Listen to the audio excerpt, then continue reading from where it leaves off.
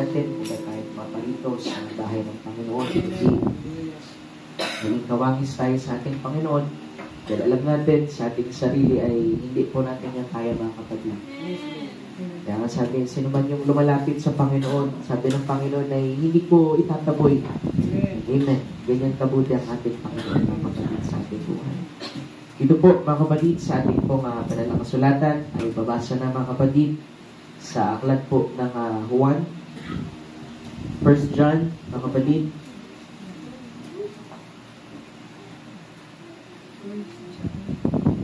First John chapter 4, chapter 1, amen, verse 5 hanggang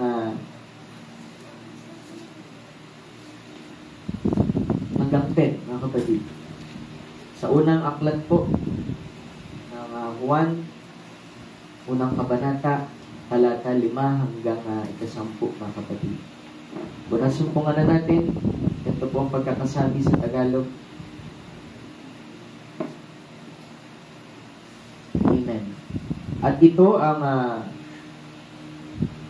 pasabing aming narinig sa Kanya, dahil we believe sa bawat panahon ay merong mensahe, at sa bawat mensahe na yan, mga kapatid, yan ang nagbubunsod upang ang mananampalataya sa panahon na yan ay gumulang, katanggap ng buhay ayon sa mensaheng Kanyang tinanggap. Sabi dito, at ito ang pasabing aming narinig sa Kanya at sa inyo'y aming ibinabalita, ng Diyos ay ilaw at sa Kanya'y walang anumang kadiliman.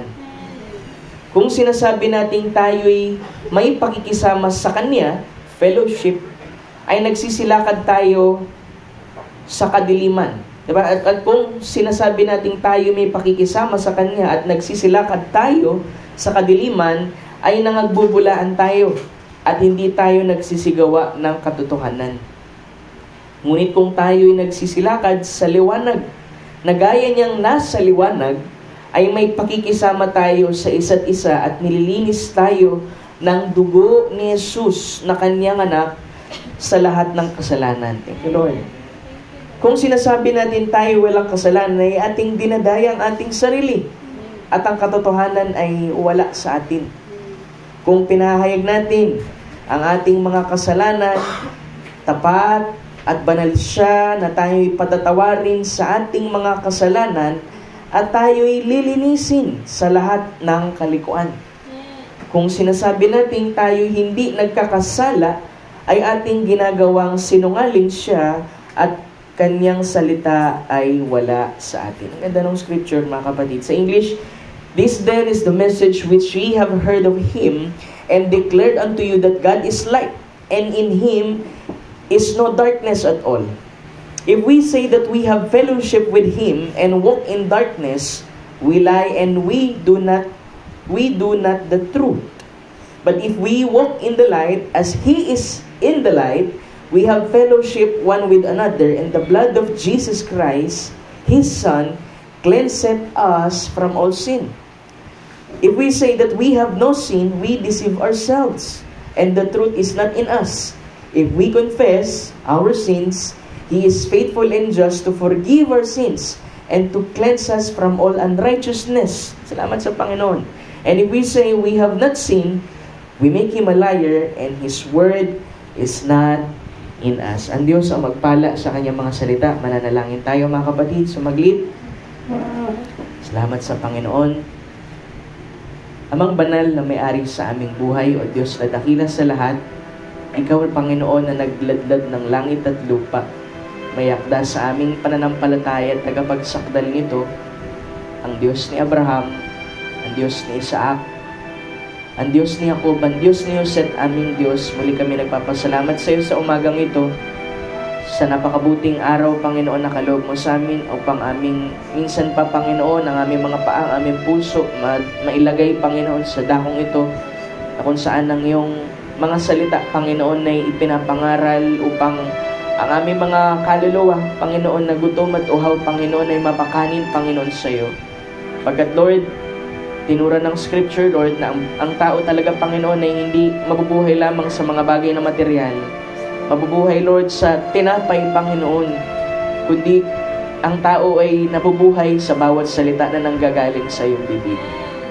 Kaya bayaan mo, Lord, na ang bawat salita sa umagang ito ay magbunsod ng buhay, Lord, sa bawat isa. Na aming, Lord, ikiling ang aming pakinig, pagkat ang sabi mo, Lord, sa Scripture, ang pakinig, ang pananampalataya nanggagaling sa pakikinig ng iyong mga salita. Kaya kung ang aming pananampalataya, Panginoon, ay nasumpungan mo na maliit, Lord, gaya ng mga disipulo, Panginoon, ay nagsabi, Lord, na increase our faith. And may you increase our faith, Lord, today. Na tanging sa mga salita mo lamang kami makakahugot ng kalakasan, ng kaaliwan, Panginoon, ng katotohanan. Pagkat sa labas, Panginoon, ng 4 na sulok, Lord, ng dakong ito, Panginoon, ay puros pakibaka, Panginoon. Kaya bayaan mo ang bawat isa, Lord, ang iyong mga anak sa dakong ito, Panginoon, na makapahinga, Panginoon, sa lilim, Panginoon, ng iyong presensya at sa ilalim ng pangangaral ng iyong mga salita. Naabutin, Lord, ang bawat pangangailangan. Abutin, Lord, ang puso ng iyong mga anak, Lord, at kanilang mga pangangailangang natural at spiritual, Panginoon, na tanging ikaw lamang, O Diyos, ang kaya pong umabot. At bago kami, Lord, magpatuloy sa gawaing ito, patawarin mo kami, Lord, sa lahat ng aming mga pagkukulang, lahat ng aming mga trespasses, faults, mistakes. Pagkat walang natatago sa iyo, Panginoon, hayagan lahat ng bagay. At nais namin, Lord, bigkasin, Lord, na kami ang mali, Panginoon, at ikaw ang tama, Panginoon, ng iyong mga salita. Kaya alam namin, sa pagsabi namin ng mga bagay na ito, ay merong pag-asa, Panginoon. Na ikaw pa rin ang Diyos na hindi nagbabago. Na kaya mong bumago ng buhay, kaya mong palitan, Panginoon, ng aming buhay. Kaya mong baguhin, Panginoon, ang sinumang taong ibig mo, Panginoon, na may pananampalataya at lumalapit sa iyo. Kaya, Lord, hayaan mo silang lumapit, Lord, sa umagang ito. Alam mong laman ng kanilang puso. Alam mong kanilang pangangailangan. Alam mo, Panginoon, ang mga maliliit na sakripisyong pinagkakaloob, Panginoon, ng iyong mga anak. At i-honor mo, Lord, ang lahat, Panginoon, ng kanilang mga ipinagkakaloob, Panginoon, sa iyo. Mula sa natural hanggang sa mga bagay ng spiritual, O Diyos. We pray, ikaw ang siyang mag-minister, Lord. Pagkat ikaw, Panginoon, ang tunay na mayakda sa iyong mga salita. Sino kaming tao, Panginoon, upang ipaliwanag ito, Panginoon. Kami, Panginoon, ay burden bearer mo lamang, Lord, sa iyong mga salita. Kaya dalangin ko na ikaw, Panginoon, ang maghimay nito, Lord, sa aming harapan, magpaliwanag. Pagkat kami, Lord, wala pong kakayahan ganang aming sarili. Ibang ang Espiritu Santo, Panginoon, ay mangusap at ipahayag, Panginoon, ang nilalaman, Panginoon, ng mga scripture po na ito. I pray, Lord, every spirit be subject unto thee. At malaya ka makakilos, Panginoon, sa puso at sa isip at sa aming kalagitnaan, Panginoon, sa iyong mga anak, Lord. Pinatagbabili namin ang buong service, Lord. Talian mo ang gawa ng kaaway sa paligid. Ilagay mo kami sa iyong presensya. Tugunin mo ang bawat pangangailangan at huwag mong lampasan ng sino man, Panginoon. We pray, ikaw ang siyang malugod, ikaw ang siyang mapapurihan, ikaw ang siyang maitaas, Panginoon, mula sa simula't pagtapos, Panginoon, ng gawain ito. Muli, Lord, marami pong salamat. Ito po ang aming sabot dalangin, kasama ang papuri at pasasalamat sa ipong dakilan matamis na pangalan, aming Panginoong Hesus. Amen and amen. Glory to God. Salamat sa ating Panginoon. At malaya na tayong makaupo, mga kapatid.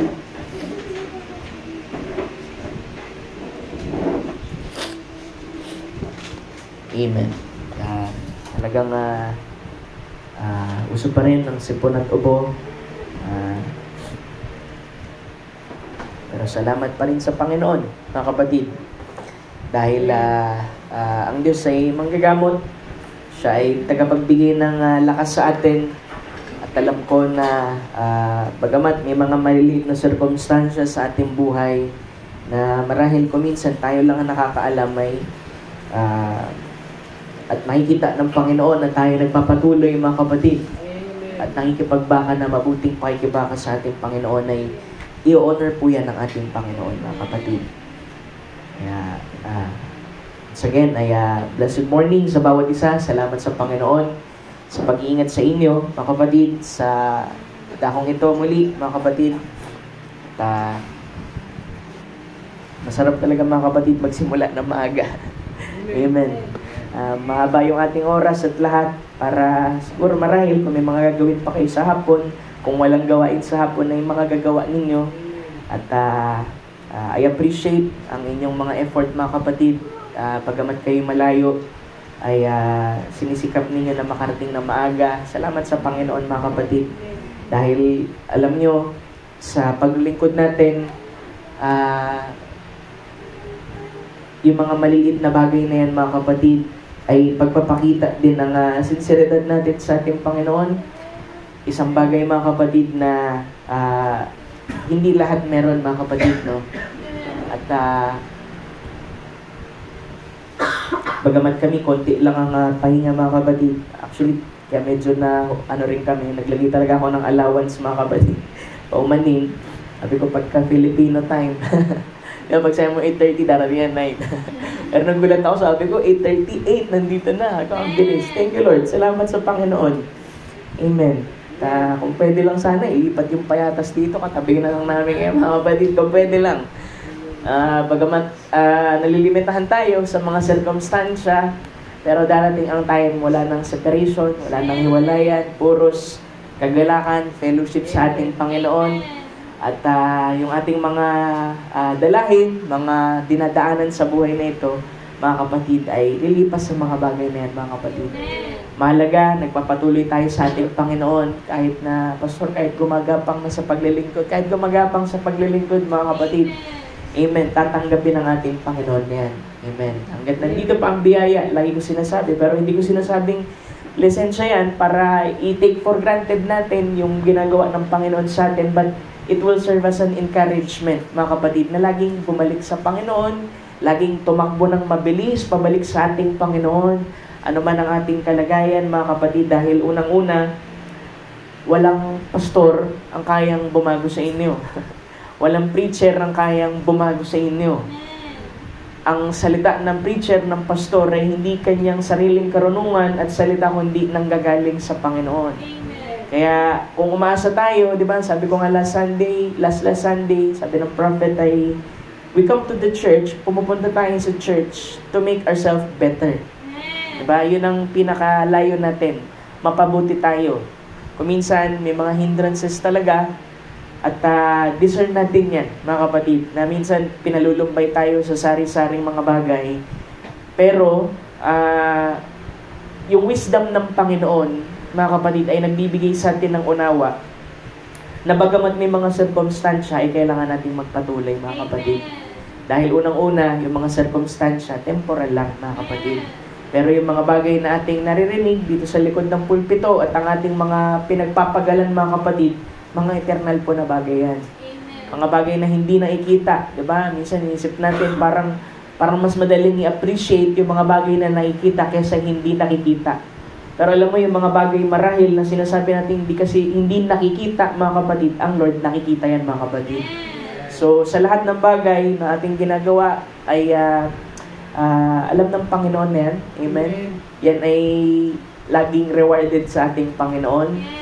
Mga maliliit na pagsusumikap, sabi nga little steps, mga kapatid, ay malaking bagay na yan sa ating Panginoon. So, sa umagang ito, hindi na ako magpapakatagal.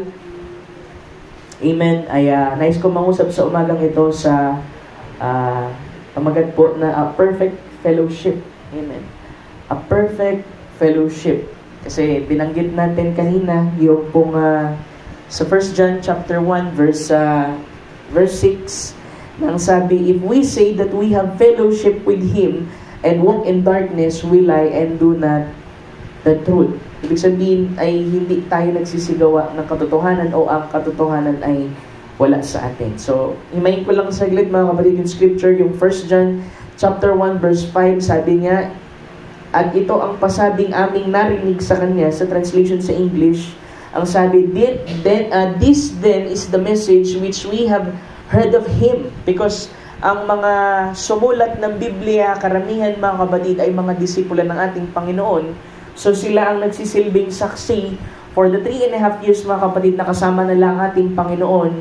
At wala silang ibang mensahe maliban sa mensaheng ibinigay ng Panginoon sa kanila, mga kapatid. Sabi dito, and declare unto you that God is light and in Him is no darkness at all. Na sinasabi na ang Diyos daw ay ilaw, liwanag mga kapatid, spiritual light ang tinutukoy dyan, at sa Kanya'y walang anumang kadiliman. Yung kadiliman, no sin, no unrighteousness. Kasi mga kapatid, alam natin, may mga nag-creep in ng mga doctrines mga kapatid, na sabi yung liwanag, tsaka yung dilim, ay yung Diyos yan. Yung Diyos daw, tsaka yung si Taning ay iisa. So, hindi pwedeng mangyari yun mga kapatid. Kasi God is not author of confusion mga kapatid. At ang Panginoon ay Diyos ng liwanag. Diba? Nung kinreate niya nga mga kapatid, diba? Pinaghiwalay niya yan eh. Yung dilim mga kapatid, at merong two greater lights, yung sun tsaka po yung moon. So, kaya nga mga kapatid, sa pakikinig ng salita ng Panginoon, kung hindi tayo fully mga kapatid na nakakaalam nito at hindi tayo nagbabasa o marahil hindi rin tayo nakikinig mga kapatid, ay madadaya tayo mga kapatid. Pero sabi doon sa mga pinili, sa mga itinalaga doon sa buhay na walang hanggan, sisikapin ng kaaway na sila'y dayain, pero ito'y hindi imposible. Diba? Sabi doon, yung eksaktong scripture, if it were possible, na kung maaari, pati yung mga hinirang ay dadayain, pero hindi siya mangyayari mga kapatid dahil sila'y hinirang ng ating Panginoon. So doon pa lamang mga kapatid, sa pagkapili at pagkatawag ng ating Panginoon sa atin, ay nailalagay tayo niyan sa isang matibay at panatag na kalagayan mga kapatid, na ang Diyos, kung tayo itatayo sa Diyos mga kapatid, ay meron siyang obligasyon mga kapatid na ganapin din yung kanyang bahagi sa atin. Pero tayo bilang mananampalataya, yun nga, sabi ko nga dito, yung ating mga ginagawa, yung ating pag-iisip, yung ating mga patotoo, yan naman yung bahagi natin para sa ating Panginoon. Amen. So tuloy natin, sabi doon, ay kung sinasabi natin na tayo'y may pakikisama sa Kanya, may fellowship tayo sa ating Panginoon. Di ba pag sinabi mong fellowship, ano rin yan eh, commune, pakikipag-usap, pagkakaroon ng isang pakikisama, pakikiisa. At ito'y tumutukoy din mga kapatid doon po sa relasyon, mga kapatid, fellowship. Kasi dito, hindi naman tayo dito mga kapatid na pag Sunday, makikinig, awit, kain, tapos alis na. Diba? Sinisikap natin dito makabuild ng relationship sa isa't isa mga kapatid. Na maramdaman natin na tayo'y iisa sa ating Panginoon. Kaya lagi ko sinasabi dito na huwag na tayong mahiya sa isa't isa mga kapatid. Tagalan natin magkakasama sa ating Panginoon.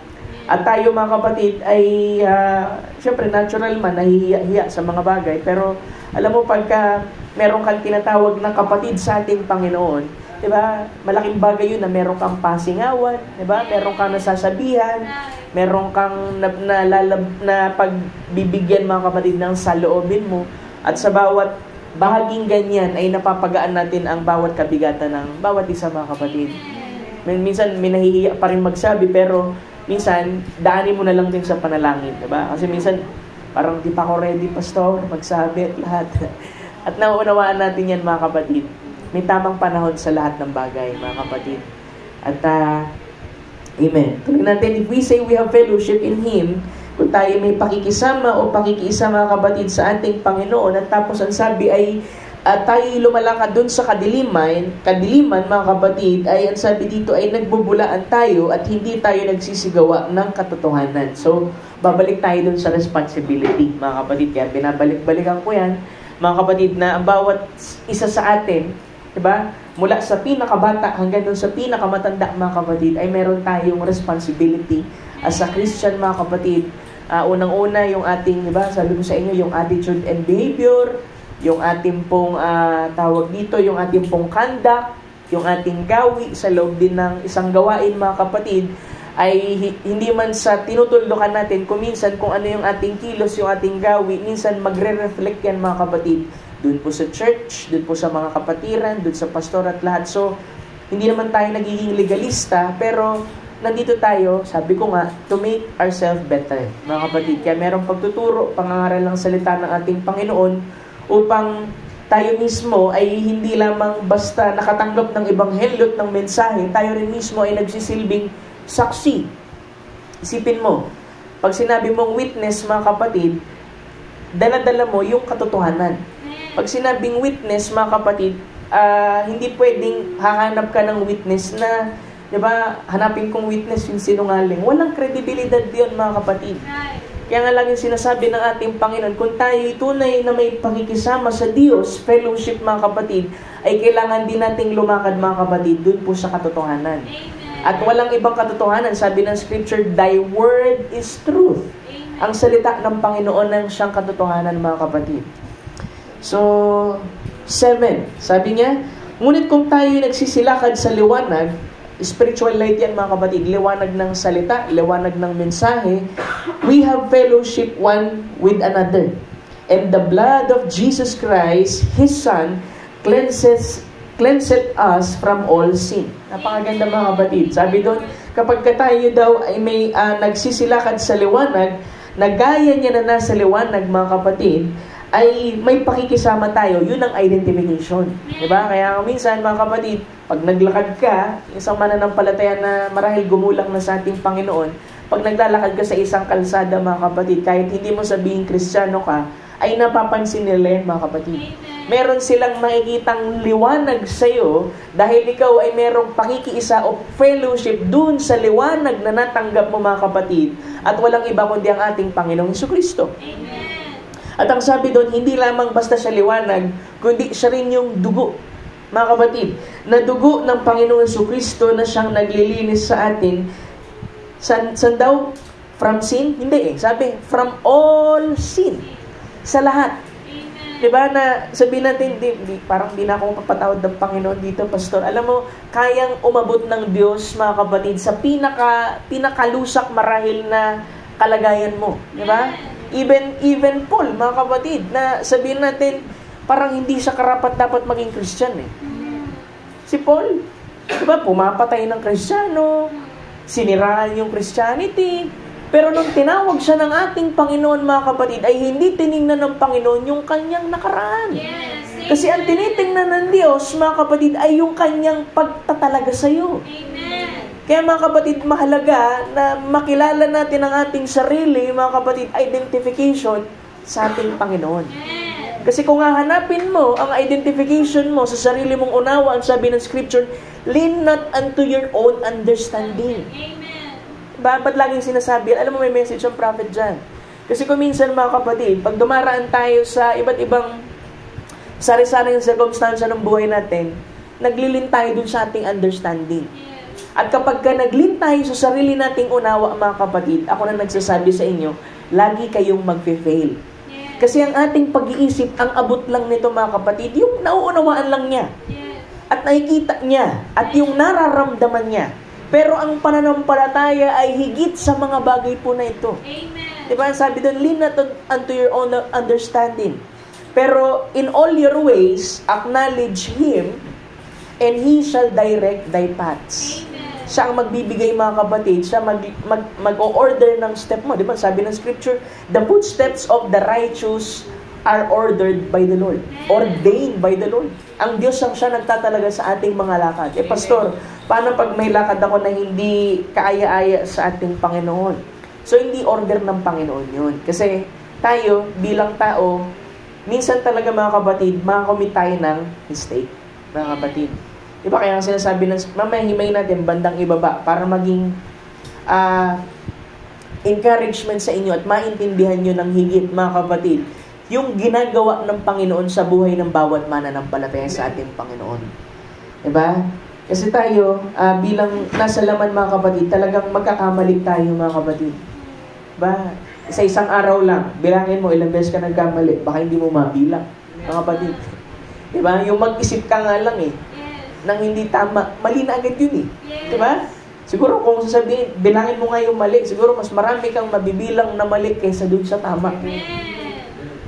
Kaya kailangan natin ng Panginoon, ang kanyang salita, ang Holy Ghost, mga kapatid, para turuan tayo sa buong katotohanan. Kasi kung minsan, yung pong mga mistake, mga kapatid, ang totoong layon talaga niyan, bakit pinipermit ng Panginoon para matuto tayo. Hindi nilagay ang mistake, mga kapatid, kasi kung tutuusin, Diyos siya. Pwede naman niyang biyayaan ng taong magkamali. Pero, mga kapatid, hindi rin maire-reflect ng Panginoon yung kanyang grace, yung kanyang pag-ibig, at yung kapangyarihan niyang mag-restore, mga kapatid, kung hindi niya ipe-permit ang tao na mahulog, mga kapatid, sa pagkasala. Kasi, mga kapatid, free will, may free will tayo eh. Ibig sabihin ng free will, malaya tayong pumili. Kaya lang, ang advantage natin bilang mananampalataya sa ating Panginoon, alam natin kung ano yung dapat nating piliin. Diba? Yung kalooban ng Panginoon. Kasi pag hindi natin pinili yung kalooban ng Panginoon, ibig sabihin, ang pinili talaga natin, yung sarili nating kalooban. At maraming pagkakataon, pagka pinipili natin yung ating sariling kalooban, mga kapatid, magkakamali talaga tayo. Mga kapatid. Kaya lagi natin sabihin, loobin ng Panginoon, Brad. Kung anong kalooban ng Panginoon. Diba? Minsan sabi kalooban ng Panginoon, tapos gumagawa ka ng sarili mong gawa. Hindi siya tugma. Kung may sarili, talagang may fellowship ka sa ating Panginoon, lalakad ka sa liwanag, mga kapatid. Doon sa liwanag na natanggap mo, kung paano siya'y nasa liwanag, mga kapatid. Hallelujah. Sabi niya, the blood of Jesus Christ, His Son, cleanses us from all sin. Lahat, pastor, lahat. Minsan di natin mapaniwalaan yan eh. Parang di ko mapaniwala ang pastor na lahat. Pero sinabi ng scripture, lahat, mga kapatid. Hallelujah. Tinan niyo yung 8. Maraming mag-a-agree dito. Diba? Consolation natin yan eh. If we say that we have no sin, kung sinasabi natin tayo walang kasalanan, we deceive ourselves. Ay ating dinadayang ating sarili at ang katotohanan ay wala sa atin. Kasi unang-una, sin, ibig sabihin ng sin, mga kapatid, is to miss the mark. Bilang isang Kristiyano, meron tayong goal. Meron tayong nais marating. At kapag hindi natin natumbok yun, mga kapatid, it is considered generally, mga kapatid, it is sin. At kaya merong sin, mga kapatid, unang-una, kung pag-uusapan natin, mga kapatid, ang make-up natin, ibig sabihin yung pagkakalalang sa atin, tayo na express sa laman, mga kapatid, tatoy na nasa flesh, mga kapatid, talagang ang katawang ito, mga kapatid, ay subject to mistake. Kasi, mga kapatid, ang flesh, mga kapatid, nung nahulog yan, mga kapatid, sa Garden of Eden, mga kapatid, ay nawala siya sa order eh, mga kapatid. At kailangan ang katawan na ito ay palitan, mga kapatid, dahil ito talaga, ang nais talaga nito, mga kapatid, yung kanyang sariling pita, yung kanyang sariling desire. Tutusin, itong katawan na to, pwede nating tawagin, flesh to ng beast eh. Diba, ang beast, mga kapatid, gusto niya, yung gusto niya. Ayaw niya, mga kapatid, na natatalian siya, nahahawakan siya, at ito yung kalagayan natin, mga kapatid. Kaya nga kailangan natin yung Holy Spirit sa buhay natin para ituro tayo, mga kapatid, dun sa mga bagay na tama at gabayan tayo, mga kapatid, dahil yung inside teacher na tinatawag, mga kapatid, yan ang magtuturo talaga sa atin kahit na sabihin natin, hindi naman ako kasama 24/7. Diba? Magkasama tayo 3 hours lang tuwing Sunday, mga kapatid. Additional hours pag merong fellowship.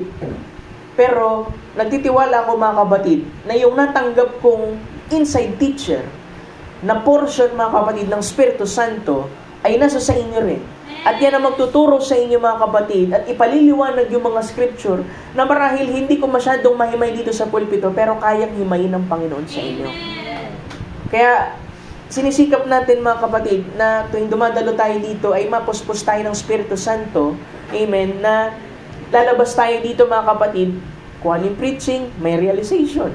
At doon sa realization, mga kapatid, doon tayo magkakaroon ng inventory, doon tayo lumalago.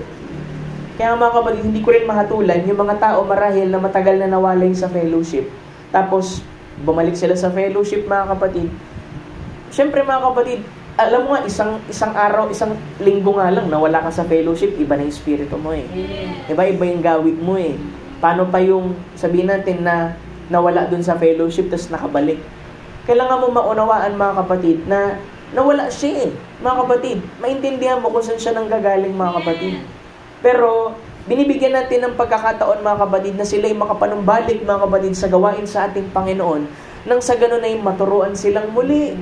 Mapayuhan sila, maramdaman nila, mga kapatid, yung biyaya at pag-ibig ng ating Panginoon. Dahil unang-una, mga kapatid, tayo, tumanggap lang tayo ng isang sukat din ng biyaya, mga kapatid, at habag ng ating Panginoon, kaya wala tayong karapatan, mga kapatid, talaga magturo sa sino man. Pag lalo tayong tumatagal sa ating Panginoon, alam mo, mas nagiging malambot ang puso mo, mga kapatid, sa kapatid, sa mga tao, mga kapatid, and you'll be less judgmental, mga kapatid. Diba? Alam mo kasi, dahil sa laki ng kaluwalhatian, mga kapatid, ng mensaheng ito, minsan, yung mga matagal, mga kapatid, ay minsan tumitigas ang kanilang spirito, at kapag meron silang napansin sa iba, mga kapatid, ay para bang tinitingnan nila ito ng mas mababa na kaysa sa kanilang sarili. Di ba? Nag-preach ako, mga kapatid, regarding sa pride, yung spiritual pride. Di ba? Na hindi dapat maging ganun ang ating tingin. Dahil habang tumatagal tayo sa ating Panginoon, ay mas lalong lumalawak yung ating pangunawa sa biyaya ng ating Panginoon. Dahil unang-una, sabi ko nga, hindi ang pastor ang nagbabago sa tupa. Hindi preacher, mga kapatid. Kaya kahit sabihin mo, mga kapatid, ilang beses na pinreach, ilang beses na sinabi ito, kasi hindi pa rin ginagawa ng tupa, mga kapatid, ipapangaral pa rin ng pastor. Hanggang sa matutunan niya. Amen. Diba yung aso nga, pag tinuruan mo, mga kapatid, diba inuulit mo sa kanya?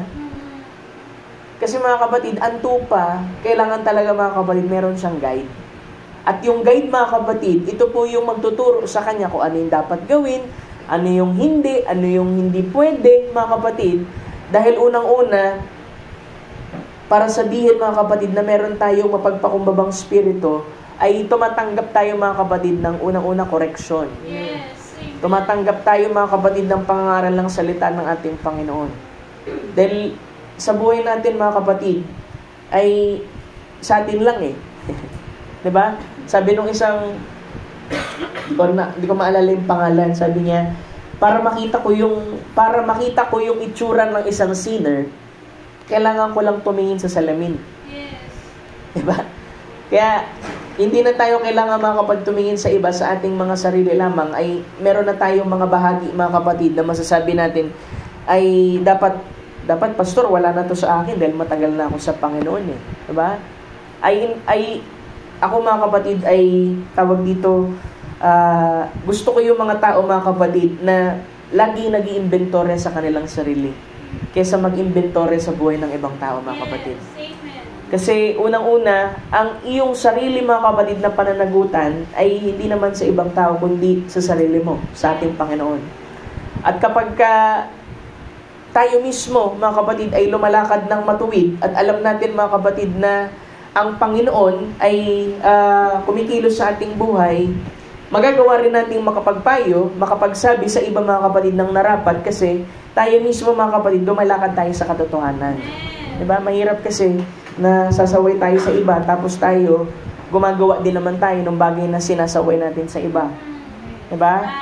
Kailangan tayo muna ang maging tama. Diba sabi ng scripture, bago mo tanggalin yung muta sa iyong kapatid, ay tanggalin mo muna yung troso na nasa sayo. Nang sa ganun ay makita mo ng mas malinaw at magawa mong maalis sa kanya, mga kapatid, yung kanyang puwing. Diba, alam mo yung troso, mga kapatid, pag tinignan mo, laki nun eh. Mga kapatid, pastor, yung iba, hindi troso, pastor, gubat na eh. Hinasa mata. Diba? Kasi may mga tao talaga, sad to say, mga kapatid, mga walang realization. At nakakaawa yung ganun, mga kapatid. Kasi nabubulagan sila, mga kapatid, dun sa mga bagay na dapat nare-realize nila, mga kapatid. Tapos meron namang iba, sobrang realization, ganito ko, pastor, lahat ganito. Na-depress. Diba? Kailangan din natin, mga kapatid, makita, mga kapatid, na ang pag-asa natin sa tuwing tayo nag-iimbentaryo, may pag-asa sa salita ng ating Panginoon. Na ang salita ng Panginoon, mga kapatid, ang siyang magbabago sa atin. Diba? Kaya, wag ninyong wag ninyong sasayangin, mga kapatid. Kahit yung pinaka-simpleng pangangaral o simpleng pagtuturo ng salita ng ating Panginoon, dahil dyan nahayag ang ating Panginoon. Hindi mo minsan, mga kapatid, mapupukaw ang puso ng tao sa mga big words, sa pagsigaw at lahat, mga kapatid. Pero yung salitang sinasabi mo na merong buhay, mga kapatid, yun ang magbubunsod dun sa tao, mga kapatid, para mabuhay din yung binhi na nandoon. Hallelujah. Kailangan lang natin tumayo sa katotohanan, mga kapatid. Sabi, if we say we have no sin, we deceive ourselves and the truth is not in us. Tayo nagkakasundo dyan. Na tayo, mga kapatid, sa lamang ito, ay meron talaga, mga kapatid, na nature, mga kapatid, na makasalanan. Pero dahil meron tayong tinanggap din ng kalikasan sa ating Panginoon, through new birth, mga kapatid, ay nagagawa nating sikilin o patayin, mga kapatid, yung pong dating kalikasan na meron tayo, na galing sa sanlibutan, mga kapatid, at tayo makalakad, mga kapatid, ng ayon sa kung anong sinabi ng Scripture. Pastor, tagal ko na kasi sa Panginoon, pero ba't parang hirap pa rin ako, struggle pa rin ako? Alam mo, very sign, mga kapatid, ng struggle, ibig sabihin, present ang biyaya ng Panginoon. Pangalawa, pag nasa, tawag dito, nandun ka sa stage ng second work of grace, yung pangalawang gawa ng biyaya, mga kapatid, na sanctification, nandyan talaga ang struggle sa sanctification, mga kapatid. Na pagpapaging banal. Kasi, mga kapatid, ang nagpapabanal sa atin, ang salita ng ating Panginoon, ng Espiritu Santo, hindi yung ating mga sariling gawa. Bagamat yung ating mga gawa ay appreciation lang yan, nang natanggap mo sa ating Panginoon. Pero ang pinaka gumagawa talaga sa buhay ng mananampalataya, ang ating Panginoon. At ang kulang lang, mga kapatid, kasi bakit parang merong iba na kumikilos sila ng baliktad sa Scripture kasi hindi rin sila babad sa salita ng ating Panginoon. Pero isipin mo, sige, gumawa ka ng 30 days challenge mo. Kasi sa ang isang habit, mga kapatid, ang sabi, it will take 21 days para maging part yan ng sistema mo. Diba? Kasi ang tao, mga kapatid, sobrang busy, kasi gawa ng kaaway yan eh.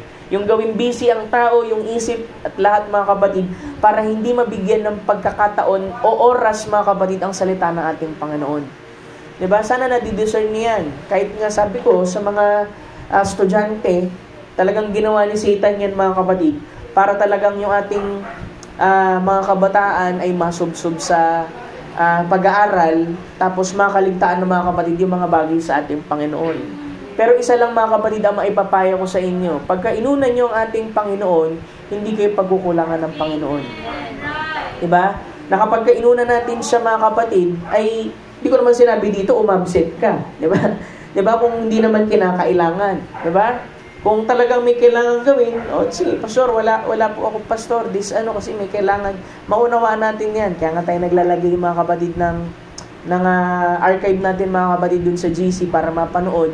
Pero, mga kapatid, simulan mo sa pananalangin, mga kapatid, bago ka gumawa ng isang bagay.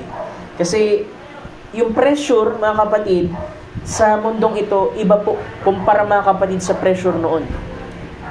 Sa panahon namin, mga kapatid, diba, nung college din kami, talagang grabe din ang pressure, mga kapatid. Pero kung titingnan ko yung mga senior high sa panahon ngayon, grabe, mga kapatid. Parang kala mo college na ang turing sa kanila. Samantalang mga high school pa lang yun, mga kapatid.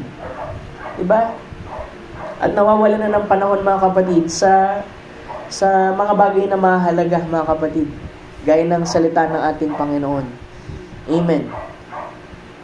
Glory to God. Kaya, mga kapatid, yung pananalangin, mga kapatid, sa ating Panginoon, kasi alam mo, pastor, totoo lang, pastor, nahihirapan ako manalangin. Kasi sa ating panahon, habang tumatagal, mga kapatid, yung presensya ng Panginoon, hinahatak na yan. Kaya minsan, ang hirap ng umabot sa Espiritu. Kaya kailangan, mga kapatid, doble rin talaga, mga kapatid, yung ating pong effort, mga kapatid, sa pag-abot sa Espiritu, mga kapatid. Diba, meron 3 bagay para mapanatili mo yung apoy na inilagay ng Panginoon sa iyo. Una, yung pagkakaroon ng marubdob ng damdamin, mga kapatid, na maalaman ang kanyang salita. Pangalawa, yung fervent desire to please God. Yung marubdob, mga kapatid, na damdamin na lugurin siya. Pangatlo, yung pagsigaw sa pag-abot sa Espiritu, mga kapatid. Kasi ito yung original, mga kapatid, na meron yung Alpha Church. Ano po yung Alpha Church na tinutukoy mo, pastor? Ang Alpha, ibig sabihin ng Alpha ay simula. Yung Alpha Church na tinatawag, mga kapatid, ay nagsimula ng 33 AD, pagkamatay ng ating Panginoong Jesucristo, hanggang 53 AD. Kasi yung 53 AD, mga kapatid, start niyan hanggang dun sa huling panahon niyan, yan yung sa time na ni Paul. So, ang Alpha Church na tinatawag, mga kapatid, ay mula 33 AD sa ating Panginoon. Mga disipulo yan, mga kapatid, na nakareceive ng baptism of the Holy Ghost bago pumasok, mga kapatid, ang 7 church ages. Pero sa huling panahon, mga kapatid, di ba, yung Laodicea, pang-7, ay meron pa pong isa po na tinatawag ay Omega Church. Ang Omega Church naman, mga kapatid, tumutukoy po yan sa atin, sa ating panahon. Nang sabi doon ay kung anong itsura ng Alpha Church, ay yun din ang magiging itsura, mga kapatid, ng Omega Church. Dahil ang Panginoong Jesucristo, nung siya'y namatay, mga kapatid, sa Calvary, ito'y nagsilbing binhi na itinanim. Diba? Ang ating Panginoon ay pinatay, 3 araw, nabuhay na maguli. Ang sabi doon, kaya siya itinanim, upang yung buhay na nagsimula doon sa unahan, ay gayon din ang buhay na lumabas doon sa dulo. Amen. Kaya mga kapatid, yung fellowship, mga kapatid, totoong napakahalaga po niyan. Amen. Diba? Pagka merong mga gawain, mga kapatid, ay talagang magbigay tayo ng panahon. Yes, Lord. Amen. Lalo na pag sa iba rin, di ba? For example, may fellowship na offers na invitation sa atin. Amen. Di ba? Kasi syempre, makakapakinig kayo ng ibang preacher. Amen. Hindi lamang si Pastor Ian. Di ba? Amen. Amen. Minsan, kailangan nyo rin yung pangangaral ng evangelista. Diba? Minsan, kailangan nyo rin yung pagtuturo, nung hinihimay. Minsan, kailangan nyo rin, mga kapatid, yung pagsiset order. Ibig sabihin, merong nangangaral, mga kapatid, na tipong doctrinal. Diba? Minsan, may makita kang pastor, nangangaral siya, pero ang latag niya, puro doctrinal. Diba? Kasi merong ganung pastor, at ako, mga kapatid, ay hindi ako doctrinal. More on dun ako, mga kapatid, sa puro encouragement, minsan review, pero mapansin nyo, mga kapatid, ayon sa pangangailangan ng church, ay depende ang ibibigay, mga kapatid, na anointing ng Panginoon sa pastor. Kaya kung minsan, ang tigas ng preaching ko, minsan naman parang nagtuturo, minsan naman parang pastor talaga puro payo, mga kapatid. Yung iba naman nagsiset ng order sa church. Ang gumagawa niya, mga kapatid, apostles po yan, set yung missionaries, mga kapatid. At meron naman, mga kapatid, parang evangelista, puro rebuke. Diba? Amen. Kaya tinatanong nga rin nung minsan, nung na-invite ni Pastor Mori yung isang preacher. Sabi niya, ano bang gusto mo i-preach ko sa church mo? Sabi niya, alam mo kasi yung church, ang spirit ng church ng Purdue kasi, evangelistic. Diba? Kaya sabi ko sa inyo, pagtiisan niyo ako, mga kapatid, kapag ka nagtuturo ako sa inyo dito, pagka hinihimay ko yung scripture. Kasi, iba rin, mga kapatid, ang nagagawa nung himay, mga kapatid, na pagtuturo sa inyo para higit niyong maunawaan kung ano talaga ibig sabihin ng scripture. At ang pastor ay hindi rin siya pwedeng parang ito lang yung way ng preaching niya. Nag-iiba-iba yan, mga kapatid. Sabi ko nga sa inyo, kung mapapansin ninyo, yung paggulang, mga kapatid, ng paraan ng pangaral dito, mga kapatid, sa ating pong church, malaki ang kinaiba. Simula nung umpisa, mga kapatid. Diba, una, sabi ko nga, Lord, wala naman ako kakayahang magturo. Pero ang Panginoon, mga kapatid, unti-unti, nagtuturo siya, mga kapatid. Tapos, napupunta naman tayo, mga kapatid, sa practical preaching. Kasi ang buhay, mga kapatid natin, kailangan din kumukonekta, mga kapatid, sa realidad ng buhay. Na hindi lamang puro maluluwalhating bahagi, mga kapatid, sa ating Panginoon, kundi yung paglabas nyo dito, alam nyo kung paano nyo i-apply, mga kapatid, sa ating Panginoon. Amen. So, babalikan ko, mga kapatid, yung scripture, sabi dito, if we confess our sins, He is faithful and just to forgive us our sins and to cleanse us from all unrighteousness. Ito yung pangako ng Panginoon, mga kapatid. Kung, sabi dito, ay kung ipapahayag natin ang ating mga kasalanan, ay tapat at banal siya na tayo patatawarin sa ating mga kasalanan, na tayo'y lilinisin sa lahat ng kalikuan. Pero kung contentious tayo, ibig sabihin mapagtunggali tayo, na tayo hindi nagkakasala, sabi dun sa 10, ay pag sinasabi natin hindi tayo nagkakasala, ay ginagawa nating, mga kapatid, sinungaling ang Panginoon, at ang salita ng Panginoon ay wala sa atin. Kasi unang-una, nagtuturo din ito, mga kapatid, ng humility sa atin. Diba?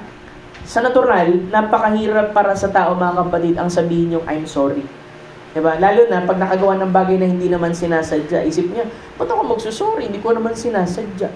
Pero kahit na hindi mo ito sinasadya, mga kapatid, kung na-recognize mo na ito'y pagkakamali, mga kapatid, ay kailangan mong humingi ng tawad. Diba? Kasi unang-una, kung sinasadya mo, mga kapatid, amen, yung pagkakasala, ang sabi ng scripture, wala nang hain sa atin. Ibig sabihin nung sinasadya doon, mga kapatid, ay talagang tahasan, mga kapatid, na sinasabi mo, patatawarin naman ako ng Panginoon, kaya gagawin ko pa rin ito. Mali yung ganong pag-iisip, mga kapatid. Pero dahil merong mga tao, mga kapatid, na hindi naman talaga nila ibig. Diba sabi ko nga dito sa Old Testament, merong house of refuge. Mga tao, mga kapatid, na nagkamali, hindi nila sinasadya. Alam mo, kinukup-kup sila ng high priest, mga kapatid, at sila'y mananatili, mga kapatid, dun po sa bahay ampunan, house of refuge, at walang karapatan yung tao, mga kapatid, na nasa labas na saktan o gawa ng anumang mali, yung taong inampun, mga kapatid, ng high priest. At tayo, sabi ng Hebrews, meron din tayong saserdote, ang ating Panginoon Jesucristo, na sabihin natin, nagkasala tayo, pero lumapit tayo dun sa high priest, sinabi natin, Lord, talaga nagkamali ako, Panginoon. Tapos nandito sino? Si Taning, na nagtuturo sa iyo, yan, ganto ginawa mo. Kasi si Satan, mga kapatid, accuser of brethren, accuser of a brother, mga kapatid. At kapag tayo nasa Panginoon, mga kapatid, at ipinahayag natin yung ating pagkakasala, kasi ang ginagawa doon, pag sinabi niya, yung high priest, hindi ko naman po sinasadya. So gagawa siya, mga kapatid, ng ceremonial ng paglilinis, mga kapatid, para makatayong tuwid, mga kapatid, yung pong tao nandun sa ampunan. Kaya nga sa atin, mga kapatid, encouragement ito, mga kapatid, na tuwing tayo'y nasa Panginoon, mga kapatid, actually, hindi tinitingnan, mga kapatid, yung ating pong pagkakamali. Kung unang-una, naipahayag natin sa ating Panginoon. Kasi hindi ako nagtuturo dito na Christian tayo, basta nasa Panginoon, kahit nagkakasala, ay hindi. Pahayag natin sa ating Panginoon. Hanggang sa, mga kapatid, dumating tayo doon saan? Sa maturity. Kasi unang-una, kaya merong pangangaral para makaabot tayo, mga kapatid, sa maturity. Amen. Amen. Nais ko mag-quote, mga kapatid, sa message ng fellowship. Sabi niya, "Now, when God made man in the beginning to fellowship with Him," nung ang Diyos daw ay lumalang, mga kapatid, ginawa ang tao sa pasimula, ay ito'y para, mga kapatid, na maka-fellowship siya. Kasi unang-una, yung kanyang desire to be a God, na-fulfill na yan prior, mga kapatid, nung gawin niya ang tao. So, diba, sabi niya, yung Elohim, self-existing one, yung nag-iisa, mga kapatid, na Spirito, Great Spirit, sabi niya, ay nais kong maging Diyos. At ang ibig sabihin ng Diyos, mga kapatid, ay object of worship. Kaya una niyang ginawa, mga kapatid, yung pong mga anghel. At na-fulfill, mga kapatid, yung kanyang desire to be a God nung na-create niya yung angel, mga kapatid. Kasi ang mga angel, walang ginagawa yung kundi sumamba sa Panginoon, kundi magpuri sa ating Panginoon. Sabihin, mga kapatid, in third degree, mga kapatid, yung pong holy. Di ba sabi, holy, holy, holy. Hindi lamang holy, holy, kundi hanggang dun sa third degree, mga kapatid, ay banal ang ating Panginoon. Amen. Pero merong desire, mga kapatid, ang Panginoon, na maka-fellowship, mga kapatid. Kaya nga, hindi pwede, mga kapatid, na mananampalataya tayo sa ating Panginoon, tapos ayaw natin ng fellowship. Amen. Kasi unang-una, ang fellowship, mga kapatid, yan ang nagdudugtong sa ating Panginoon. Amen. Sabi niya, and this man was in perfect fellowship in the Garden of Eden. Nung nandun sila sa Garden of Eden, perfect yung fellowship nila doon. He was in a perfect fellowship with God. Fellowship with God. And how it must have been on that day when God would come down in the cool evening and call Adam. At dumarating ang Panginoon in cool evening, mga kapatid, meron pong dako doon kung saan minimit sila ng ating Panginoon, ng Diyos. Nang sabi doon, Adam and Eve would come up, darating doon si Adam and Eve, and they would worship Him, and they would fellowship and commune one with another. Sabi doon, worship, fellowship, and commune. Tatlong bagay, mga kapatid. Itong ginagawa natin, fellowship po ito. Yung ating pag-awit, pagbibigay ng papuri, pasasalamat sa ating Panginoon ay ating panambahan sa Kanya. Yun naman pong pag-commune, mga kapatid, ang ibig sabihin ng commune is to talk to. Kaya nga kapag narito tayo, mga kapatid, ay tayo mismo ay nagdi-desire tayo na ang Panginoon ay makapangusap sa atin. And we commune, mga kapatid, sa ating Panginoon. Nandiyan ka, darating ka dito, magpipray ka, maglalaan ka ng panahon para mag-consecrate, mga kapatid, hanggang sa mag-start, mga kapatid, in service. Diba? Kaya nga, loobin ng Panginoon talaga, mga kapatid, na may ayos, mga kapatid, ang lahat, lugar, mga kapatid.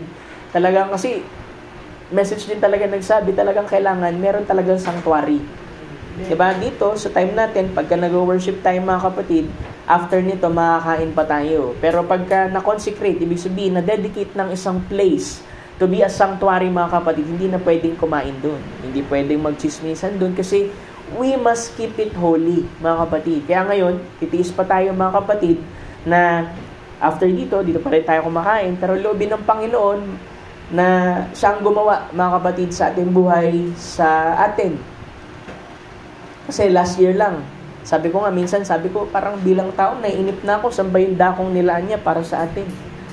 Pero pagka binabalikan ko, mga kapatid, kung paano niya binaybay ang buhay namin, mga kapatid, at ibalik dito, talagang maluluha ka, mga kapatid, kung paano ginawa ng Panginoon. Yes, Lord. Amen. Ang prayer ko, sabi ko, Lord, sana pag nakahanap kami ng bahay, dun sa Lagro, kasi malapit ako dun sa opisina. Tapos kung saan na yung bahay namin, dun na yung gawain. Pero alam mo, mas mataas talagang isip ng Diyos kaysa sa atin. Mas alam niya yung kanyang ginagawa. At hindi niya ibibigay yan, mga kapatid, kung hindi patakdang panahon. Kaya mga kapatid, yun nangyari sa akin, kaparaanan ng Panginoon eh. Na minsan sabi ko, ba't kasi nangyari ito, Panginoon, at lahat? Minsan, gaganon tayo. Pero sa dulo, malalaman natin, may layunin ng Panginoon. Diba? Kahit sa mga pinaka mahihirap at gipit na sitwasyon ng buhay natin, kung tayo'y mananampalataya sa ating Panginoon, lagi niyang gagawin ng lahat paglalakip-lakipin niya yan. At gagawa yan ng mabuting bagay sa atin. Diba? Sabi doon ay, all things work together for good to them that love God. Kung tayo umiibig sa ating Panginoon, mga kapatid, ay gagawin niya ang lahat, mga kapatid, para maglakip-lakip yan para sa ikabubuti natin. Yan yung, parang sinasabi niyo, Pastor, gas-gas na yung scripture na yan. Alam mo, hindi yan gas-gas dun sa may mga puspos na pag-ibig sa ating Panginoon. Kasi yan ang consolation mo, kahit dun sa mga bagay, mga kapatid, na hindi naabot ng unawa mo. Na kung nakita mo, nangyari yung gantong bagay, pero ang pag-ibig mo nasa Panginoon pa rin, titingnan mo na, may layunin ng Panginoon. Nako-comfort ka dun. Diba? Na ang Panginoon, dahil mahal mo ang ating Panginoon, kahit pa napakagaspang nung sitwasyon, kahit parang napakapangit nung sirkumstansya, lalabas pa rin, mga kapatid, na maluwalhati yan sa dulo. Kaya sa dulo, babalik mo pa rin ang papuri sa ating Panginoon. Kaya lahat ng hardship, lahat ng trials, lahat ng struggles, kahit yung mga bagay na parang hindi natin matanggap na nangyayari sa atin, mga kapatid, lahat yan pinapahintulot ng Panginoon. Diba? Lahat yan, mga kapatid. Sabi nga dito, and they would fellowship and commune one with another. That's the very thing that calls us together like this. Diba? Kung paano sa panahon ng ating Panginoon, mga kapatid, ay meron silang fellowship, ay yun din ang larawan kung anong meron tayo ngayon. Diba? Hindi pwedeng sabihin mo, gusto mo sa langit, tapos pag araw ng panambahan, ayaw mo. Kasi mga kapatid, doon, puro fellowship doon, mga kapatid. Puro awitan sa ating Panginoon. Puro patutuo sa kanyang kabutihan. Noon, nandito pa tayo, mga kapatid, sa lupa. Diba? Kaya lagi kong ini-encourage. Bawat isa, wag lang tayo mabless doon sa testimony ng iba. Kailangan tayo rin mismo, meron tayong sariling experience sa Diyos. At ito'y magpuproduce ng testimony sa atin. At yung testimony, magbibigay ng luwalhati sa ating Panginoon. Hallelujah. Alam mo, napakaraming testimony ng buhay, sa buhay natin, mga kapatid. At kulang yung panahon ng pagpapatotoo dito para masabi natin yung mga yan. Pero kung may pagkakataon tayo para ipahayag, mga kapatid, yung pong kabutihan ng Panginoon sa atin, o kaya naman sa anyo ng pag-awit sa ating Panginoon, mga kapatid, ay ibigay natin sa ating Panginoon. Huwag nating ipagdamot sa ating Panginoon. Kasi kung minsan yung testimony na yan, nagbubunsod yan na para bang asin sa iba. Ano ibig sabihin, Pastor, asin? Diba? Pagka-asin, mga kapatid, diba sabi ng scripture, ye are salt, ye are the light of this world. At yung alat, mga kapatid, yung pong alat ay nagpuproduce ng uhaw sa iba. At kapag mga kapatid tayo naging maalat, ibig sabihin, meron tayong influence. Kasi sabi ng scripture, ano pang silbi ng asin kung wala na yung alat nito? Tumutukoy siya sa influence, mga kapatid. Kaya sabi ko, babalik, ang pagiging Kristiyano natin at believer ng mensaheng ito, mga kapatid, ay napakalaki pong responsibility. Diba? Na sisikapin natin, Pastor, ano bang ibig mong sabihin? Unang-una, pero syempre, mag-separate ako ng preaching dyan. Yung modesty. Pangalawa, yung ating conduct. Pangalawa, yung mga maliit na tinuro, mga kabalid sa mensahe ito. Actually, dapat nga, hindi ko na inuulit, di ba? Kasi, I believe na ipangaral na yan. Pero bilang gampanin ng pastor, mga kapatid, ay kailangang ipaaninaw sa inyo yung mga bagay, ipaalala, kasi kung minsan nakakalimot tayo. Yes. Diba? Ano yung 3 bagay, mga kapatid, na nagbubunsod para makalimot tayo, magkaroon ng spiritual amnesia? Diba? Yung una, pagkabigla. Pag nabibigla sa mga bagay, trials. Pangatlo, sobrang pag-aalala. Pangatlo, pagkaipit sa 2 opinyon. Diba? Alam mo ba't naiipit sa 2 opinyon? Kasi minsan, mga kapatid, may mga believer, walang angkla. Alam mo yung angkla, mga kapatid, yan yung tunay, mga kapatid, na masasandigan ng pananampalataya mo, mga kapatid. Kaya bawat mananampalataya, mga kapatid, dapat merong angkla sa Panginoon. Amen. Kasi sa buhay natin, maraming bagyo, maraming pagsubok, maraming pagbayo, maraming bagay na darating. Kung wala kang angkla, mga kapatid, aanurin ka. Dadalhin ka niyan. Kahit yung ating mga damdamin, sapat ng matawag yan na alon, mga kapatid. Diba? Yung damdamin mo, roller coaster yan, mga kapatid. Hindi ka makakaasa dyan. Kasi kung nakabase yung pananampalataya mo, dun sa feelings mo, mga kapatid, baka mamaya hindi ka masumpungan sa gawain. Kasi, tinatamad akong pastor eh. Ha? Ilang beses ba tayo na-tempt ng ganyan? Marami. Diba? Hindi tayo pwedeng ilihim natin eh. Diba? Kasi may pagkakataon talaga, merong mga bad days. Yes. Parang pagkagising mo, bad day agad eh. Diba? Pag wala ka sa tamang channel, ibig sabihin, hindi ka nakapanalangin. Diba? Umpisahan mo, mga kapatid, walang panalangin talaga, mga kapatid. Ano ba para sa iyo yung panalangin, pastor? Di ba sabi ng scripture, pray without ceasing. Ibig sabihin ba niyan, pastor, dapat maglaan kami ng panahon ng pananalangin sa bawat araw? Yes. Pero, ang pinaka-ibig sabihin niyan, mga kapatid, manalangin ka ng walang patid. Meron kasing ganito eh. Ginagawa nilang manalangin, sabi natin 3 beses sa isang araw, pero after nilang manalangin, yung isip nila wala na sa Panginoon.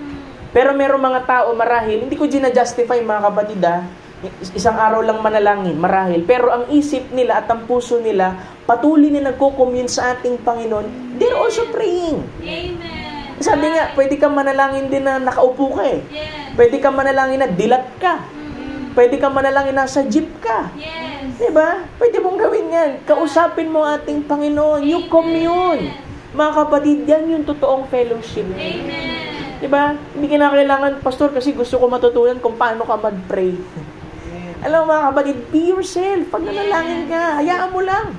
Kung anong gusto mong sabihin sa ating Panginoon. Nauunawaan niya yan. Amen. Mga kapatid, diba? Minsan, pastor, di ko kasi kaya mag-pray. Kasi ganito siya mag-pray. Lord, tapos biglang iiyak na, mga kapatid. Kasi meron talagang ganun eh. Diba sabi ng scripture, ang spirito ay nagbibigay ng unction dun sa ating mga panalangin, yung mga groanings na hindi natin masabi. Amen. May sa panalangin tayo, yung sobrang nararamdaman natin presensya o marahil yung bigat, hindi natin masabi yung mga salita. Talagang iyak na lang, mga kapatid, yung gagawa mo. But it is a prayer. Amen. It is a communion, mga kapatid, sa ating Panginoon. Di ba, hindi ko sinasabi dito, isang araw na lang pala tayo magpe-pray. Sabi ni Pastor, hindi, mga kapatid. Kahit pasabihin mong maraming beses ka mag-pray sa isang araw, kung ang isip mo, lilipad-lipad din naman, mga kapatid. Diba? Kaya doon tayo nawawala eh. Diba? Kaya tayo nakakagawa ng mali, namimiss natin yung mark, kasi after nating manalangin, nagawa ko na. Sabi ni Pastor, manalangin tayo, nagawa ko na, tapos na, pwede na akong manood ng Netflix. Diba? Minsan may ganyang pag-iisip. Kaya minsan, alam mo, minsan si Sister Glay, mga kapatid, minsan kinakausap ako, minsan layo ng tingin ko. Kasi, alam mo ang buhay ko, mga kapatid, simulan tumaya ako sa pulpitong ito, maya't maya, mga kapatid, para ako nagpipreach sa hangin.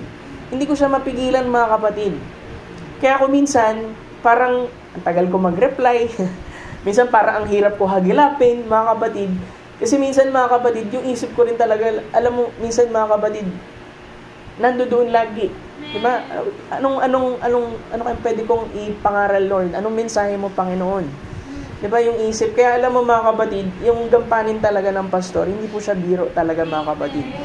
Hindi siya biro. Kasi hindi lang yung preaching eh. Hindi lang siya preaching. Kundi pamumuhay din, mga kapatid, sa Panginoon ng tama. Pangalawa, sabi ko nga sa inyo dito, bago lang ako na pastor, pero ako rin mismo nag-grow eh. Diba? Kung tanongin yung Sister Glay, mga kapatid ko, paano ako nagsimula dito, ang daming tinanggal ng Panginoon sa akin. Konting bagay lang, konting problema. Ano ba yan? Dapat kasi, tinanggal ng Panginoon yan eh. Nung nagka-COVID ako mga kapatid, pinababa niyan mga kapatid yung pag-iisip ko. Parang pinalutang siya, parang, kumbaga sa excuse the word, parang binobo ko mga kapatid. Kasi para yung mga bagay na hindi mo problemahin, hindi mo na po problemahin. Kasi minsan mga kapatid, may mga taong ganito, sobrang pressure dun sa loob nila, kahit maliit na bagay, pinoproblema. Kahit napakaliit na bagay, parang, ano ba yan? Sira na araw ko dahil dyan. Yung pagiging overthinker, inalis ng Panginoon yan. Alam niyo, Sir Glay yan. Minsan, naiinis nga siya. Minsan, pag sobra ako mag-isip, mag-overthink, lagi yung tingin ko lagi ahead. Pero, ang Panginoon, may paraan siya ng pagmumolde talaga sa atin, mga kapatid. May paraan siya na kung paano tayo bibigyan ng patience. Paano ka bibigyan ng patience, Pastor? Bibigyan ka ng taong nakakainis. Bibigyan ka ng tao na mga asar sa'yo. Bibigyan ka ng tao na dadalhin ka dun sa kagalitan, mga kapatid, at magpapasya ka kung magagalit ka ba o ipapaubaya mo. Sabi natin, Lord, bigyan mo akong patience. O bibigyan ka ng trials para ma-produce yung patience, mga kapatid. Diba? Kaya minsan, pag humiling tayo sa ating Panginoon, hilingin nyo rin, Lord, bigyan mo ako ng wisdom para maunawaan ko kung paano mo tinutugon yung panalangin ko. Kasi merong paraan, mga kapatid, ng pagtugon ng ating Panginoon. Hindi natin siya pwedeng ikulong sa isang box, mga kapatid, na pag, Lord, ito yung hiniling ko, dapat ganito. May mga time, kailangan specific ka.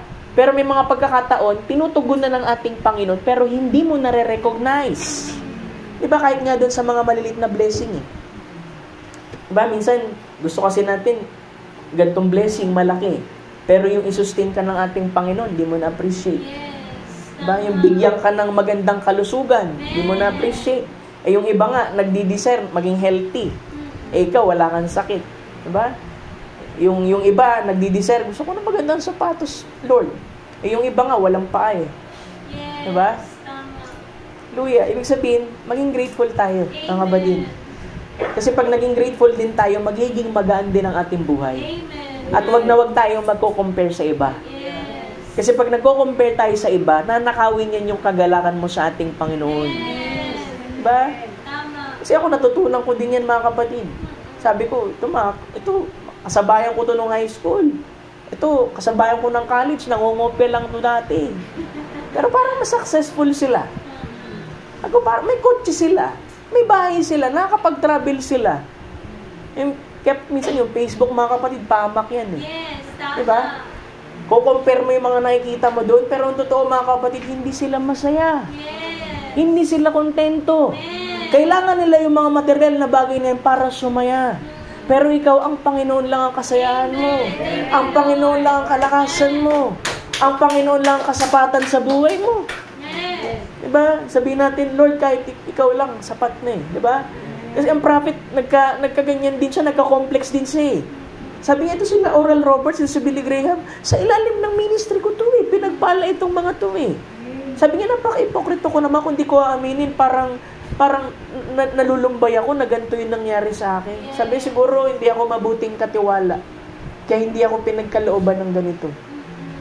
Pero bumulong yung Espiritu ng Panginoon sa kanya. Sabi niya, but I am your portion. Amen. Ako ang bahagi mo. Amen. Kaya sabi niya, salamat sa Panginoon. Ang Panginoon ang bahagi ko. Siya ang lahat-lahat sa akin. Diba? Kasi ang Panginoon, siya may akda sa lahat ng bagay. Sabi niya, kung anong meron ako, ay sa'yo din. Amen. Diba? Thank you, Lord. Kasi minsan sinusukat natin dun sa mga material things eh. Diba?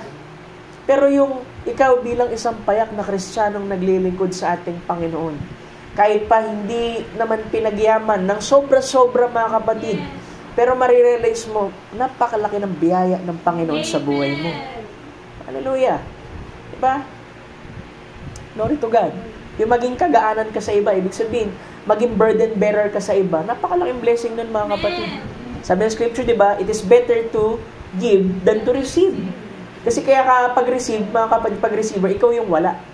Pero kung ikaw yung provider, ikaw yung nagpo-provide, mga kapatid, pinagpala ka sa ating Panginoon. Diba? Kasi meron talaga, mga kapatid, sa church, na ang designation ng paglilingkod nila sa ating Panginoon, sila yung support. Yes. Nakikita ko sa mga churches, mga kapatid, kapag tinawag talaga ang pastor, mga kapatid, meron at meron niyang ibibigay sa kanya, mga kapatid, na talagang susupport dun sa ministry. Hindi lang naman ako nangusap, mga kapatid, dun sa material, mga kapatid. Meron din namang iba ang kanilang buhay sa paglilingkod, service. Kaya nga, mga kapatid, huwag tayong magko-compare sa iba. Diba? Huwag ka magsiselo sa kapwa kapatid mo sa ating Panginoon. Diba? Kasi mga kapatid, may paraan ng pag-bless ang Panginoon sa atin. Pero mas higit mong makita, mga kapatid, na sa paglilingkod natin, ang totoong pinagpala, yun nagagawa, mga kapatid, na makalakad sa kanyang kalooban. Diba? Yun ang pinakanasaan natin eh. Diba? Kasi alam mo, yung mga taong mayaman, pagka meron na sila ng mga bagay na gusto nila, di pa rin silang masaya. Diba? Kahit nga tayo, diba? Meron din tayong mga desire. Gusto natin bumili din ng ganito, ganyan. Pag nakabili na tayo, parang di pa rin masaya. Parang may kulang pa rin. Kasi ang Panginoon lang kaya magpuno nun, mga kapatid. Diba?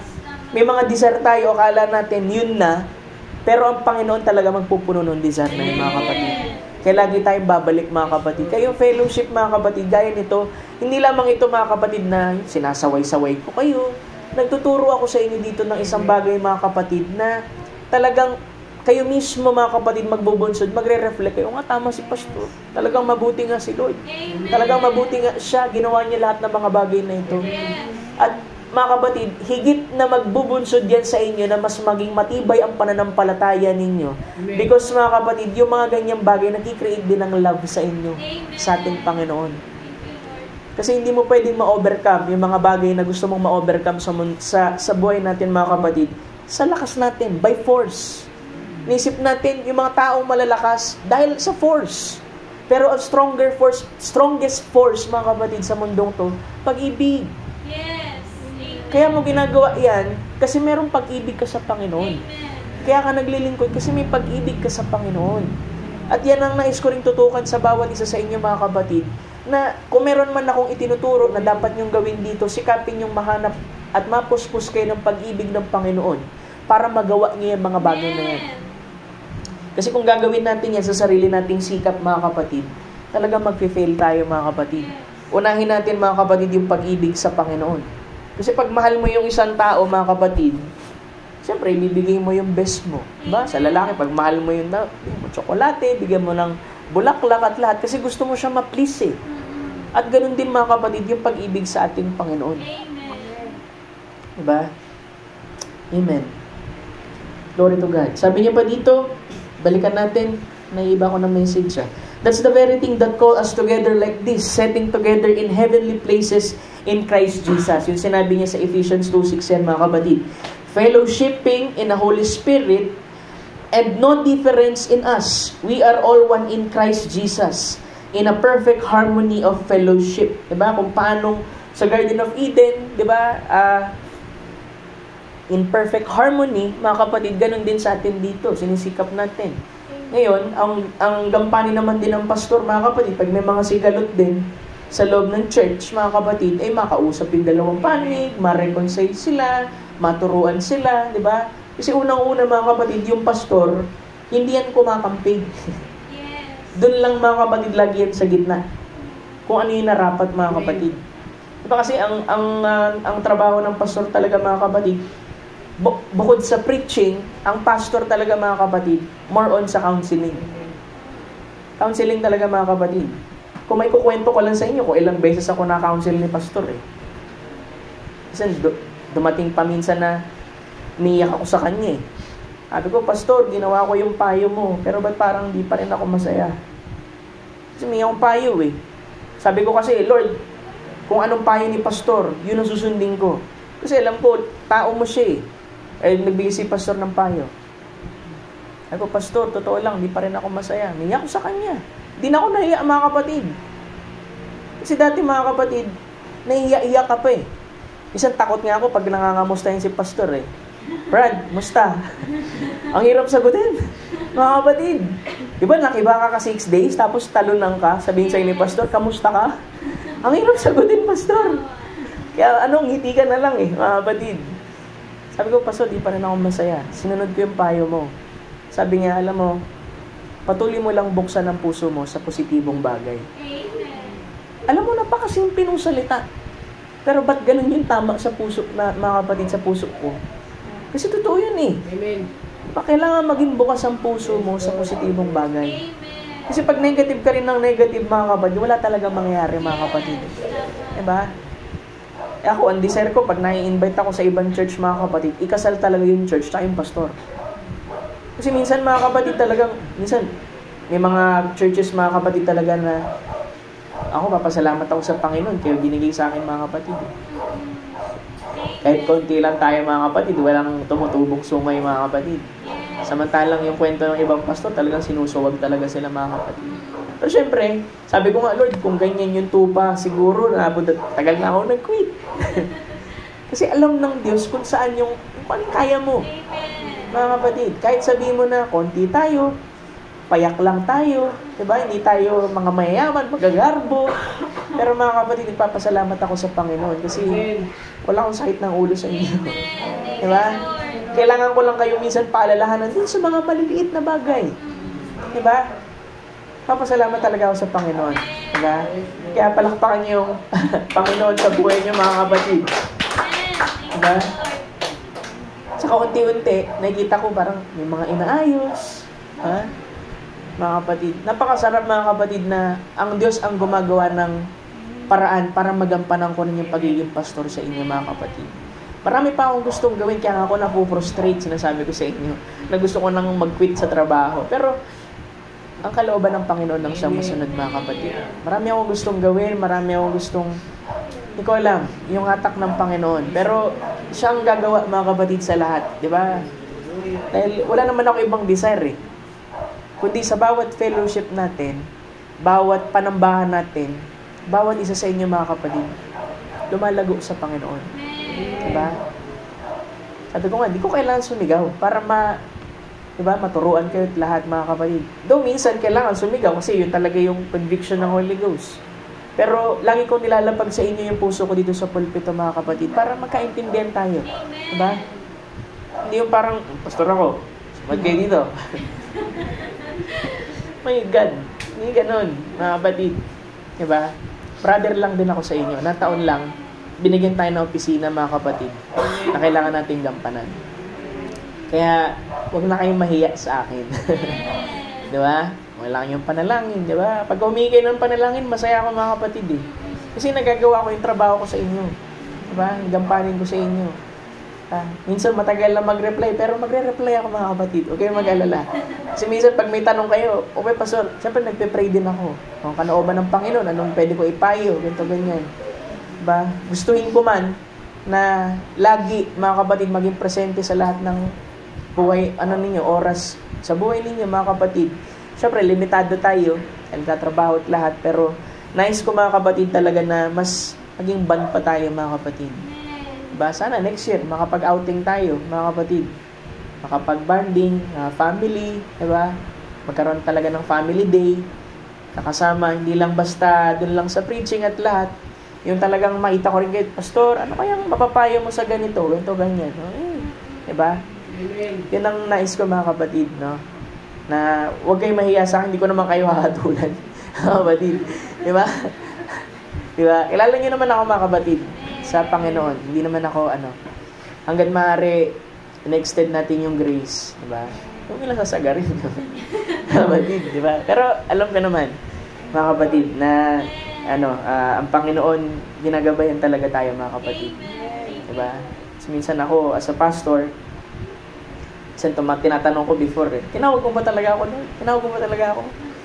Pero ang Panginoon, gagawa siya ng isang bagay, hindi man niya tuwirang sabihing oo, pero meron siya ipapakitang vindication. Yes, amen. Diba? Marami na akong sinabi sa inyo, mga kapatid, na pinakitang vindication na, hindi ko tinataas, mga kapatid, wala akong gustong gusto lang ipakita, kasama natin ang Panginoon, mga kapatid. Kasama natin siya, mapanatag ang puso ninyo. Tuwing meron tayong gawain sa Panginoon, relax kayo, ganyan. Diba? Kung napaaga talaga yung gawain natin, may baon kayo, gusto nyo munang kumain saglit, sige lang. Diba? Okay lang yan, mga kapatid. Naunawaan ko naman yan. Ba't na iba yung message, mga kapatid? More on pastoral, mga kapatid. So sabi niya dito, there's nothing like it ever found on earth. It's to come together in heavenly places and have communion, fellowship with God and with each other. Now, That's what God intended in the Garden of Eden. Yun ang kanyang designation. Kung yan ang kanyang purpose, mga kapatid, sa Garden of Eden, na ang tao ay una, worship Him, tapos, ang sabi dito ay fellowship and commune. Ganon din dito, mga kapatid, sa atin. Diba? Na ang salita ng Panginoon, ang siyang, mga kapatid, na makita natin na talagang kumikilos, tumatrabaho sa atin. Kasi habang nakikinig talaga tayo, ito, mga kapatid, testimony talaga to, na the more, mga kapatid, na presente tayo sa bawat gawain at nakikinig talaga tayo ng pangangaral ng salita ng Panginoon, mas mabilis ang maturity, mga kapatid, ng isang nililingkod sa ating Panginoon kaysa yung, mga kapatid, na palitaw. Kasi ako naging palitaw ako, alam niyo naman yan, di ba? Pagka palitaw ka sa gawain, mga kapatid, hirap ka din talaga, mga kapatid. Mag-i-struggle ka din talaga, mga kapatid.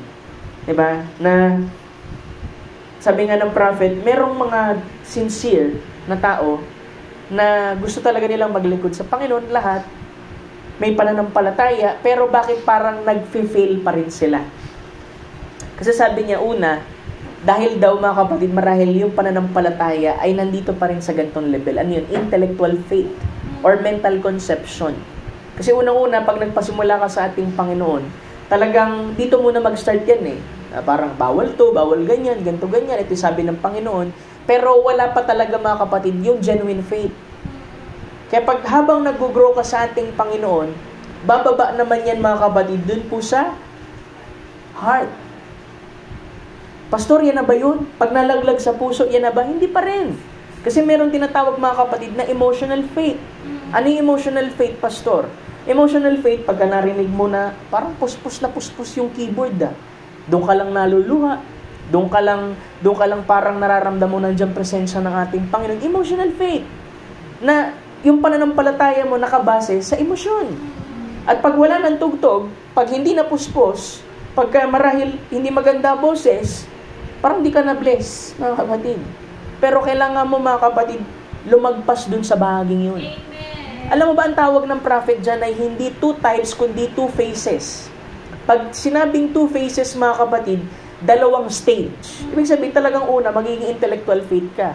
Kaya pag unang tanggap sa ating Panginoon, talagang maingat din talaga tayo sa kanila na syempre hindi mo asahan na talagang malalim agad yan. Unang-una, pag sa isang gawain, mga kapatid, meron tayong mga bisita, meron tayong mga bagong tanggap sa ating Panginoon, talagang aalalayan natin yan, mga kapatid. Tayo ang pinakaunang hospitable. Diba? Kaya minsan, mga kapatid, pag napunta ako sa ibang churches, nakita ko talaga napaka-hospitable, mga kapatid, ng mga kapatiran. Nabibless na agad ako, wala pa preaching, mga kapatid. Kasi nararamdaman mo, mga kapatid, ang presensya ng Panginoon nandun. Kasi kailangan, ang bawat isa sa atin hospitable eh. Diba? Kaya pag may bisita tayo, mga kapatid, diba, lalo na mga kababaihan natin, talagang kayo talaga dyan, sis, kamusta? Anong pangalan nyo? Sa akin nakatira? Paki-signature nga itong boy. Anong motto mo, sis? Hindi na kasi silambok na yung mga kapatid. Diba? Hindi, mo lang, kamusta? Welcome po kayo dito, kain po kayo. Ayan, hospitable, mga kapatid. Gampanin din natin yan. Minsan nga sabi ko, hindi mo lang hospitable, Lord, ba't mo ginawang pastor? Siyempre, tatrabahuhin ka rin ng Panginoon para maging hospitable ka. Kasi ako, mga kapatid, wag sana kayo matisod. Diba? Sa akin nature ko, ayoko ng bisita, mga kapatid. Pero nagpastor ako, mga kapatid, gusto ko na ng bisita, mga kapatid. Lalo na pagkapatiran. Pagkapatiran, okay yan. Pero pag ibang tao, dadalawang isip mo na ako. Diba? Kasi, siyempre, mahal ko kayo, mga kapatid eh. Yun nasa puso ko kayo, mga kapatid. Kaya nga pagka sila nakaraan, sila Hope, tsaka sila nagpa-practice ng piano, maganda yan, mga kapatid. Para, siyempre, si Sister Glide din, diba? Taga-keyboard, taga-luto, minsan taga-lis pa dito, mga kapatid. Kaming dalawa, parang mga kargador, mga kapatid, bubuhat ng gamit. Diba? Pero sabi ko, ang Panginoon, magpo-provide sa atin ng mga workers at lahat, unti-unti, mga kapatid. Sama natin sa panalangin, mga kapatid. Kasi kung may idadagdag pa siya sa atin, mga kapatid, ang Panginoon ang nakaalam, magampanan yan. At syempre, kung ano yung mga kailangan pang i-provide ng Panginoon sa atin, yun nga, sabi ko, minsan may mga nagtatanong, kailan ba kayo magkakaanak, pastor? Mas marunong ka pa, sis. Naintindihan mo naman kasi na-excite sila, ganyan. Minsan merong ngayon na pastor siyempre ang Panginoon ang nakaalam dyan. Diba? Alam nyo naman, dumaan kami sa trials last year Kung binigay ng Panginoon yun, tapos, diba, hirap talaga. Diba? So, ang Panginoon, alam niya kung kailan yan, mga kapatid. Diba? Isa kasi, yung iba, pag nagtatanong, walang wisdom. Diba? Turuan ko kayo, mga kapatid. Pagka medyo parang alanganin kayong kamustahin yung isang tao, yung itatanong ninyo, tanongin niyo muna sa sarili niyo. Ma-offend kayo sa sasabihin ko. Yan, mga kapatid. Pero pagka hindi naman, di saka mo sabihin. Diba? Kasi dapat talaga, mga kapatid, tayo, bilang message believer, yun din yung makuha natin, wisdom, mga kapatid, sa ating Panginoon. Diba? Kung paano tayo makikibagay, wisdom din yan Diba? Pakikibagay sa bawat mananampalataya o kaya sa unbeliever, di ba? Pwede ka naman maging friendly. Huwag lang magiging worldly. Ibig sabihin, huwag ka makikibagay sa ginagawa nila. Di ba? Hindi ko naman sinabi dito, dapat kaibigan nyo lang yung mga kapatid nyo sa pananampalataya. Hindi, mga kapatid. Balanse tayo dyan, mga kapatid. Amen. Iba yung pa-preaching natin, mga kapatid. Amen. In the Garden of Eden, sabi doon, there are 2 trees. One was knowledge and one was life. And as long as a man eat of the tree of life, he had everlasting life. So, meron 2 uri ng puno dun sa Garden of Eden. Pag sinasabi kasing eat, hindi yan natural. Pag tayo'y nakikibahagi, ibig sabihin, doon sa puno ng buhay, diba, ang ating Panginoon Kristo yun meron silang buhay na walang hanggan. Pero nung nakibahagi sila, mga kapatid, doon po sa puno, mga kapatid, ng tree of knowledge of good and evil, ibig sabihin ng partake, di ba lagi nga sinasabi sa scripture, kumain siya ng bunga, di ba? Pero ibig sabihin kasi nung eat, partake, pakikibahagi. Paano nakibahagi si Eve, pastor? Ibig sabihin, tinanggap niya yung payo. Nakibahagi siya dun sa salita. At yung salita, mga kapatid, hindi yung mananatiling salita, meron niyang manifestation. Kaya siya nag-commit, mga kapatid, ng adultery. Diba? Minsan himay ko sa inyo yung serpent seed, mga kapatid. The first bite he took from the tree of knowledge, he separated his fellowship from God. Yung unang kagat niya, ibig sabihin, yung unang subok niya doon, mga kapatid, kasi sa Panginoon, malinaw yun Sabi niya, huwag kayo makikibahagi doon. Pero, konti, mga kapatid, na tinanggap niya. Diba? Doon sa serpent, mga kapatid, na sinabi, talagang nagbunsod, mga kapatid, parang tao mamatay. Kasi ang tao dapat hindi talaga mamatay, mga kapatid. Kaya lang, dahil nga nagkasala, nahulog, mga kapatid, mga kapatid, nahiwalay sila sa presensya ng ating Panginoon. So, it is a discernment din sa atin, kapag may mga bagay na dumarating at inilalayo tayo niyan sa Panginoon, mga kapatid, discern natin kaawayan, mga kapatid. Diba? Minsan sabihin natin, friendship, relationship, career, mga kapatid na naglalayo sa atin sa Panginoon, marahil, hindi yan, mga kapatid, sa Panginoon. Diba? Meron mga tao, mga kapatid, talaga na dinisenyo ng Lord, binless sa mga gantong bahagi ng buhay nila para talaga sa katawan ng ating Panginoon. Meron talaga, mga kapatid. Pero syempre, sisikapin din natin yung mga bagay na tinatanggap natin. Kaulooban mo ba to, Lord? Tapos i-inventaryo ka. Nakukompromise ko ba yung word? Pag nakompromise mo yung word, mga kapatid, doon ka na mag-start talaga na mag-drift away. Kaya hanggat maaari, mga kapatid, talagang hingi tayo, mga kapatid, ng wisdom sa Panginoon at prayer na i-reveal sa atin ng ating Panginoon paano tayo, 'di ba? Paano tayo tatanggap ng mga bagay o marahil paano ang lakad natin, mga kapatid. Ang gawin mo lagi, mga kapatid, huwag kang sumandig sa sarili mong unawa. I-acknowledge mo ang ating Panginoon. Ibig sabihin ng acknowledge din, you pray, you consult, ipapaaninaw mo yung isang bagay sa salita ng ating Panginoon. Pagka nakita mong lumiwanag, ibig sabihin, narapat naman, lumakad ka dun. Pero kung hindi mo nakita, di ba?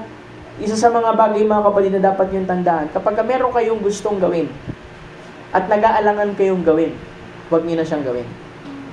Di ba? Kasi kailangan sigurado kayo lagi sa inyong ginagawa. Pero pag hindi kayo sigurado sa inyong ginagawa, huwag niyo nang gawin. At makikita niyo sa dulo, tama yung decision niyo. Sabi ng prophet yan, mga kapatid. Diba? Kaya unang pagkagat doon, unang pakikibahagi, mga kapatid, sabi doon, ay naalis siya doon sa fellowship. Diba? Unang pagkagat, mga kapatid, marahil Yung mga bagay, mga kapatid, na alam mo maglalagay sa'yo sa bingit, sa pananampalataya mo. O kaya talagang makukompromise talaga, mga kapatid. Kasi ako naniniwala ko, mga kapatid, basta tumayo ka sa ating Panginoon, tatayo ka rin ng Panginoon eh. Bibless ka ng Panginoon. Naniniwala ko dyan, mga kapatid. Sabi doon, ang mga tao daw, sabi dito, nung kumagat sila doon sa tree of knowledge of good and evil, na-produce yung gunpowder. Diba? Na-produce yung mga automobile, yung mga sasakyan. Pagka mali ka ng gamit dyan sa parehong yan, nagbubunsod yan ng kamatayan, mga kapatid. Lahat yan, mga kapatid. Sabi dito, he killed his comrades in the war dust. He's got a hydrogen bomb, diba? Na-produce ng tao yan dahil sa kanilang karunungan. I wonder what he's going to do with that. God doesn't destroy nothing. A man destroys himself by knowledge. Diba? Ang Diyos, hindi niya ninanasa talaga, mga kapatid, na sirain ang mga bagay. Ang tao talaga ang sumisira, mga kapatid, sa mga bagay. Kaya nga, mga kapatid, ibinabalik tayo, mga kapatid, sa pagtuturo ng salita ng ating Panginoon para at least, mga kapatid, makita natin kung paano tayo lalakad talaga dito na hindi rin tayo magiging harm sa iba, mga kapatid. At syempre, makapaglingkod tayo ng tama sa ating Panginoon. Fellowship, mga kapatid, talagang buhay natin yan, mga kapatid. Totoo lang. Buhay natin, pag wala tayo sa fellowship, mga kapatid, manghihina ka. Amen. Manghihina ka talaga, mga kapatid. Totoo po yan. Kasi yung makita mo yung kapatiran, mga kapatid, na nandyan, presente, nakakahugot ka ng kalakasan, mga kapatid. Makarinig kang testimony, makaawit ka sa ating Panginoon, mga kapatid, napakalaking bagay po nun. Kaya yung ating pagtitipon na gaya nito, mga kapatid, at kung nagtuturo ko sa inyo dito, mga kapatid, ng medyo mabibigat, mga kapatid, na pagsaway, ituring niyo, mga kapatid, na para sa inyong ikabubuti po yan. Diba? Para sa atin yan. Diba? Minsan, ang puso kasi natin, mga kapatid, malambot yan madali masaktan. Pero, pag may pride, mga kapatid, talagang iba magiging reaksyon. Pero kung ang puso natin, pinapakumbaba talaga natin, tama talaga yung sinabi ng pastor, tama, sabi ng Lord Talagang, mga kapatid, submit tayo doon. Kasi ang pinakanasa natin, mga kapatid, ay gusto natin maging tama sa ating Panginoon. Prayer natin lagi, mga kapatid. Diba? Na dapat maging karapat-dapat tayo sa ating Panginoon. So magiging karapat-dapat lang tayo, mga kapatid, kapag kahinayaan natin ang Diyos talaga tumrabaho talaga sa atin. Diba? Pastor, nahirapan talaga. So nahirapan ka kasi hindi ka pa nagpapaubaya sa ating Panginoon Diba? Minsan, mga kapatid, kailangan mo bumalik dun sa pinaka-basic, mga kapatid. Kasi yung power, mga kapatid, nandun sa mga basic, mga kapatid. Sabi nga, that's what we come to church for, is to find out where our faults is. Yes. Hindi para yung fault ng iba. Pumunta tayo sa church para makita natin kung saan tayo mali. And things that we might better ourselves by. Kung saan mapapabuti natin ang ating sarili. We come to church, no other objective than this. I'm afraid that we won't get too much out of coming to church. We must come to find our weaknesses. Amen. Diba, alam mo, parang naman ito para sabihin ng prophet, diba? Narito tayo para makita natin yung ating mga sariling kahanaan, find our bad places, and how little we are, and put our trust in somebody that's strong. Diba? Unang-una, yung ating pagtitiwala, ibibigay natin yan, mga kapatid, hindi sa tao, kundi sa Panginoon. Amen. Una, sabi niya dito, kailangan natin makita yung ating mga faults, maging tama tayo, makita natin yung ating mga kahinaan and bad places, at makita natin, mga kapatid, yung pagtuturo ng salita ng Panginoon na iposisyon tayo, mga kapatid. Diba? Isa, naawa ka, mga kapatid, dun sa mga tao, mga kapatid, na nandun yung desire nila talaga na maging tama sa Panginoon at lahat. Kaya lang, baka mamaya nandun pa rin sila sa intellectual faith. So, ilingin mo sa Panginoon, puspusin ka sa Espiritu Santo, mga kapatid, bumaba yan, mga kapatid, sa puso mo, kasi meron pang pangatlo yan intellectual, emotional, tsaka po yung genuine faith na tinatawag. Pagka genuine faith, mga kapatid, yun nandiyan, mga kapatid, magkakaroon yan ng angkla. At yung angkla niyan, mga kapatid, kahit anong mangyari sa'yo, kahit magkabalay-balay itong buhay mo, mga kapatid, meron at meron pa rin bagay, mga kapatid, sa buhay mo na nakasalig ka doon. Sabi nga ng prophet tinanong niya sabi niya, meron bang mga backslider dito? Sabi niya doon nung minsan sa isang meeting. Sabi niya, ano bang magagawa ng pagtaas ng kamay ko? Sabi nga ganun, nung lalaki. Sabi niya, malayo-layo yung tinakbo ko kasi Brother Branham, sobrang layo na. Sabi niya, you may lose the experience, pero hindi ang Panginoon. Diba minsan, parang wala na pastor parang wala na You may lose the experience, but not Christ. Amen. Mga kapatid. Kasi once na naramdaman mong minsang nakaangkla ka dyan, kasi si David, mga kapatid, ligtas si David. Si David pinili ng Panginoon. A man after God's own heart. Pero nung nagkamali siya, mga kapatid, hindi naman niya sinabi, Lord, restore unto me your salvation. Sabi niya, restore unto me the joy of thy salvation. Kaya minsan, mga kapatid, may mga walang ganang mag-church kasi walang kagalakan. Pastor, ba't walang kagalakan? Kasi merong nakomit yan. Diba? Yun lang naman yun May nakomit. Pag may nakomit, hingi ng tawad sa Panginoon. Tapat ang Panginoon, mga kapatid, na tayong patawarin, linisan, mga kapatid, sa lahat ng ating mga pagkakamali. Kaya tayo naririto sa fellowship, isang purpose, para malinisan tayo sa ating Panginoon. Diba? Walang ibang paraan para malinisan tayo, mga kapatid, maliban sa salita ng ating Panginoon. Diba? Sa pakikinig ng salita, mga kapatid, unconsciously, mga kapatid, nalilinisan ka, natatanggal yung mga kaisipan mo, mga bagay, mga kapatid, na dating paniniwala mo, mga iniisip mo, mga kapatid, na hindi mo kaya sa sarili, hindi mo kaya, mga kapatid, talaga magpatuloy sa ating Panginoon. Through the preaching, mga kapatid, at pagtuturo ng salita ng ating Panginoon, nagbibigay ng, mga kapatid, sa atin ng tamang unawa, mga kapatid, na ang Panginoon ang siyang gumagawa sa atin. Through the washing of the water by the word, mga kapatid. Kahit yung desire natin, kayang linisan ng Panginoon yan. Yung mga gawin natin, magagaspang nating ugali, mga kapatid. Diba? Minsan, pastor, tinry ko naman Alam ng Lord na tinatry ko naman. Niwala naman ako. Pero ang Panginoon lang kaya mag-alis niyan. Mga kapatid. Diba? Kaya we encourage one another, mga kapatid, na sa bawat panambahan, bawat pagdalo, mga kapatid, yung ating pong puso, mga kapatid, ay nag-i-expect sa ating Panginoon na tayo, mga kapatid, ay mapabuti. Diba? Fellowship.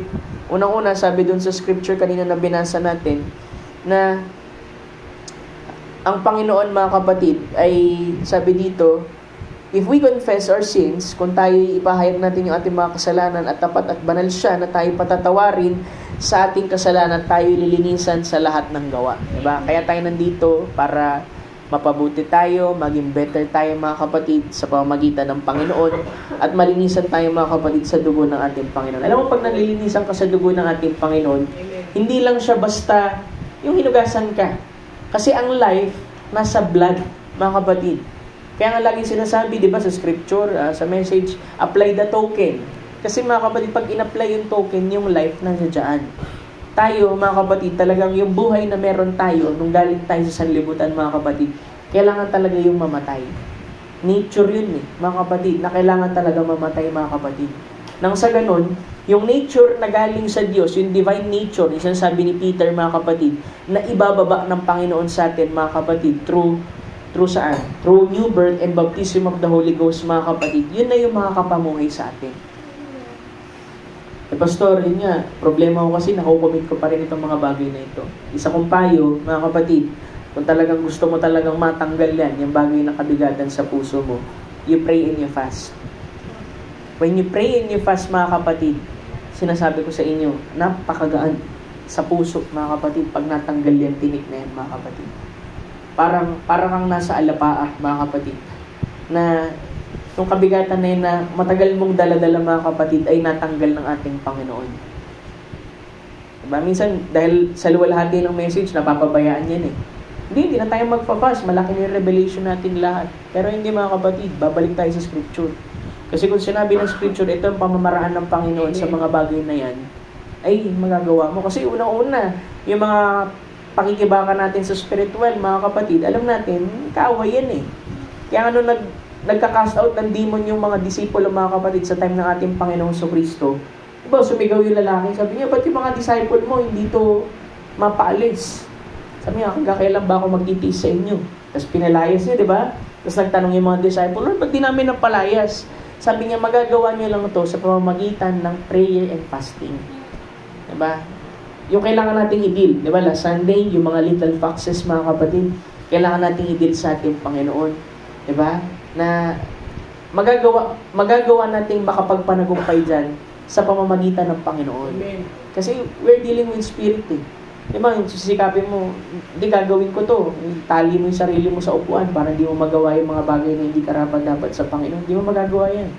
Kahit itali mo pa ng ilang tali yung sarili mo, mga kapatid. Kung yung tali na nandoon sa loob, mga kapatid, hindi maputol yun, nagawa ng kaaway, mga kapatid, paulit-ulit mo makakomit yan. Yes. Pero kung ang Panginoon ang puputol, mga kapatid, diba? Sabi doon, Jesus breaks every fetter. Bawat kadena, ang Diyos lang, mga kapatid, ang kayang magkalag niyan. Amen. Kaya, dinidil ko rin yan, mga kapatid, sa bawat isa, mga kapatid, na minsan naawa ka, ito yung desire nila at lahat. Kaya lang, napipigilan sila ng bagay na yun, mga kapatid, sa kanilang buhay. Yung mga trauma, yung mga complexes, yung mga past experiences nila, kailangan mag-heal yun. Pag nag-heal yun, mga kapatid, mas lalong makakilos ang Panginoon sa buhay nila. Kasi spirit yun eh. Minsan iniisip natin, yung karamdaman, yan lang yung dapat napapalaya tayo, napapagaling tayo. Dapat napapagaling, mga kapatid, yung mga wounded spirit. Amen. Mga wounded spirit na yan, mga kapatid, ang Panginoon lang din ang makakapagpagaling, mga kapatid. Saan? Through preaching of the word, mga kapatid. Pangalawa, kayo lalay sa fellowship, mga kapatid. Diba? Tapos, syempre, kayo mismo, personal experience ninyo, basa kayo ng message, Biblia, di ba? Minsan, sa sobrang kapal kasi ng Biblia, tanong nila, paano ba ako magsisimula, pastor? Pero naman sa Facebook tawag ito Google eh. Di ba yung chronological order ng Bible. Pero kung gusto mo talaga, mga kapatid, pastor, parang more on gusto ko ng wisdom. Doon ka bumabad sa Ecclesiastes tsaka Proverbs. Yan, himay mo yan. Tapos pag nagkaroon ka ng wisdom, mga kapatid, mas madali mo lang din maunawaan yung ilang mga bahagi ng scripture. Diba? Kung saan ang diling ng Panginoon sa'yo.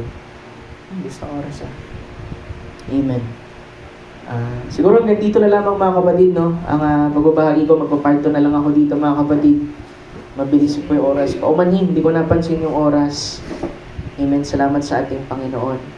So, salamat, mga kapatid, sa mga pagkakataong gaya po nito. Tayo nakapag fellowship, bagamat iba yung mensahe, mga kapatid, na binigay sa atin sa umagang ito. Nawa ay makita natin, mga kapatid, kung paanong ang Panginoon ay siyang liwanag, mga kapatid, ay lumakad tayo doon dahil ang ating paglakad ay nagpapatotoo na tayo merong pakikiisa sa Kanya, mga kapatid.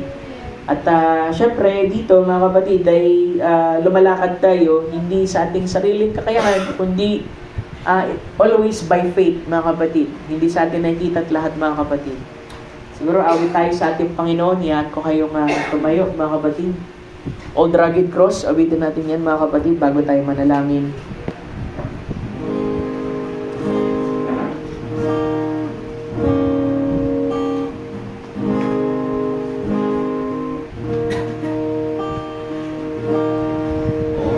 On a hill far away, stood an old rugged cross, the emblem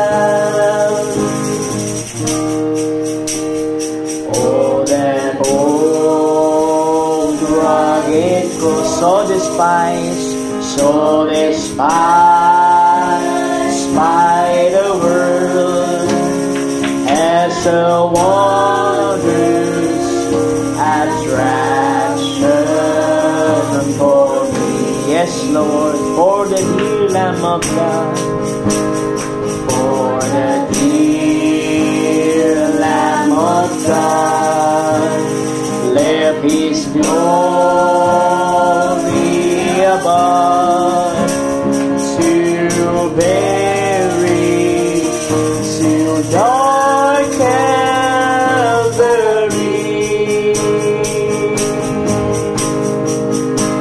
So I cherish the old rugged cross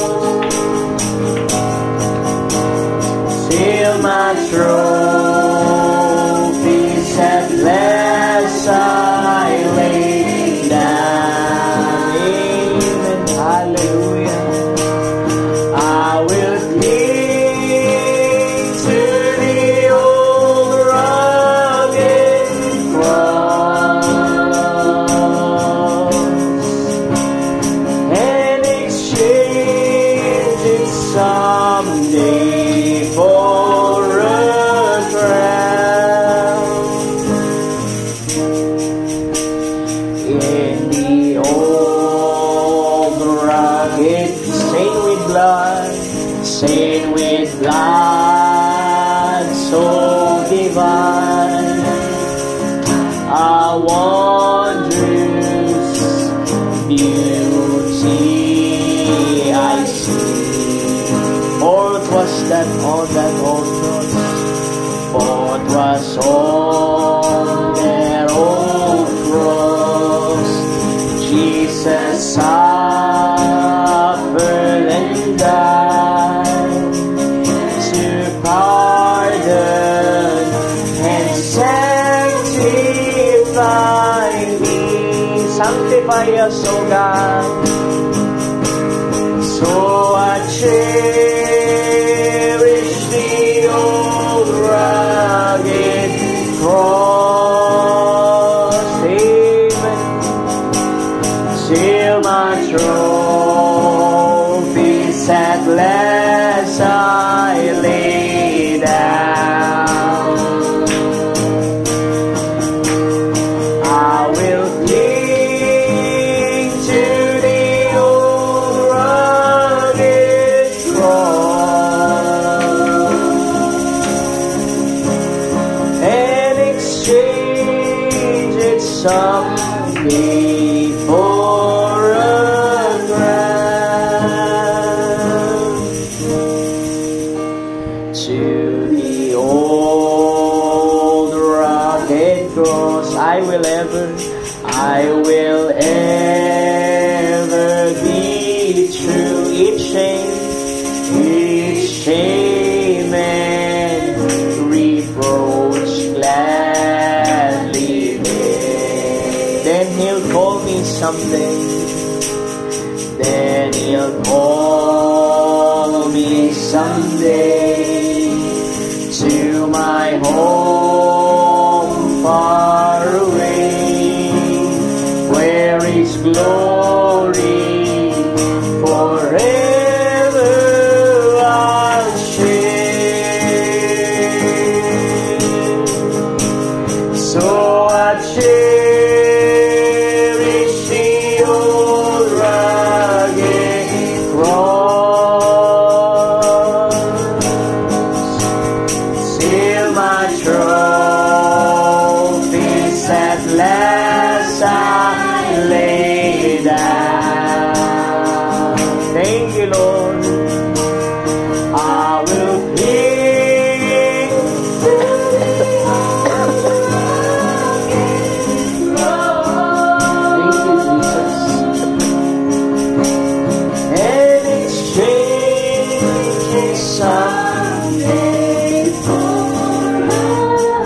I will cling. I will cling to the old rugged cross. Yes, Lord.